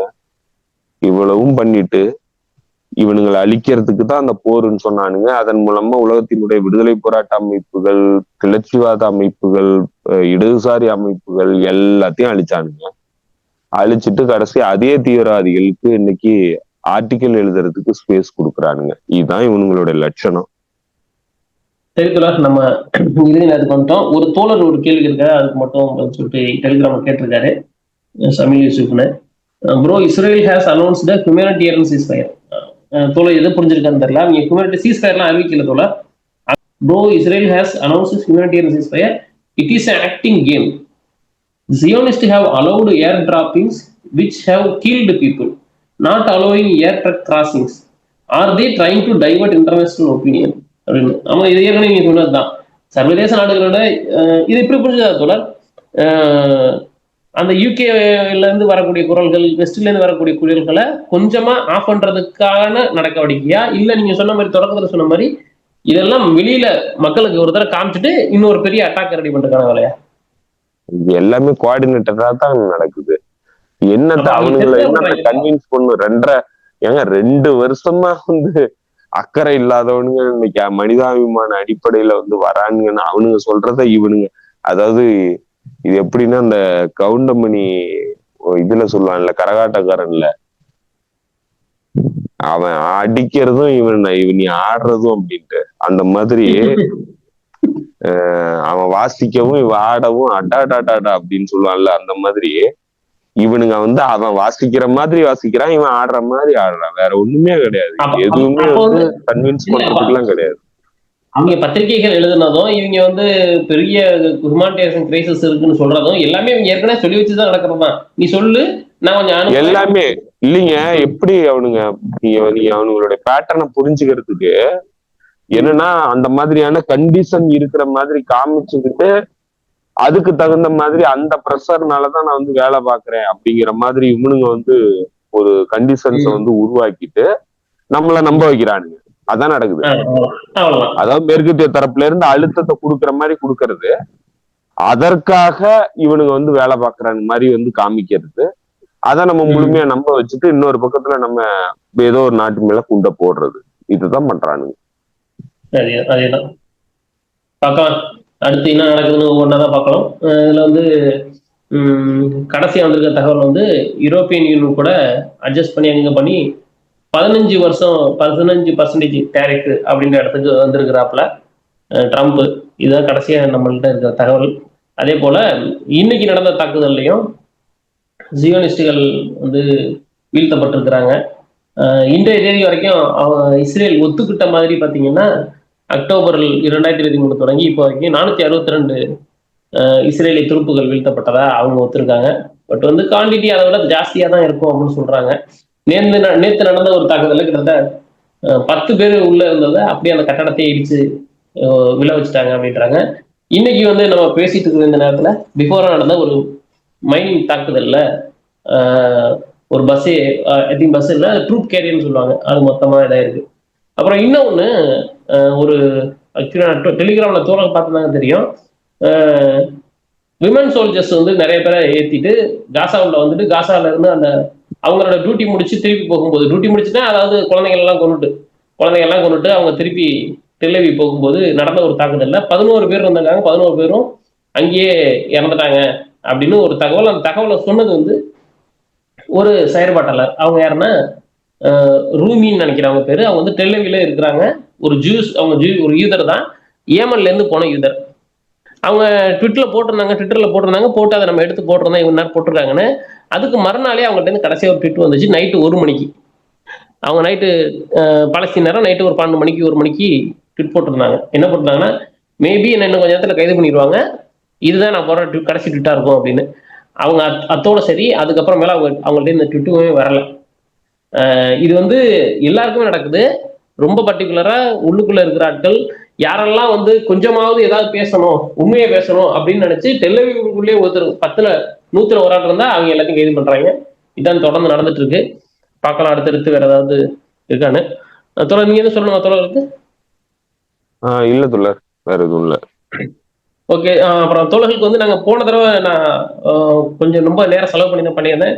எந்தெந்த டாபிக் நம்ம எப்ப பேசுறோம் அப்படின்றத எடுத்து ஒரு பேர் வச்சுட்டு அதில் வச்சிருந்தோம். ஏன்னா நாளைக்கு எதுக்காகனா இன்னொரு நாள் நீங்க தேடணும் அப்படின்னா கூட அந்த நேரடியா நீங்க நம்ம இதை ஸ்க்ரோல் பண்ணி பார்த்தீங்கன்னா அந்த டாபிக் இருக்கும். அந்த டாபிக்ல இருந்து அதுல இருந்து எடுத்துக்கலாம். வீடியோ ரன் ஆகும்போது எந்த செகண்ட்ல இருந்து வருதோ டாபிக் மட்டும் அதுக்கு மட்டும் கொஞ்சம் நான் ஒர்க் பண்ணியிருக்கிறேன். அதை நீ தொடர்ந்து பண்ணுவோம். மேபி அது யூஸ்ஃபுல்லா இருக்கும் ஃபியூச்சருக்கு.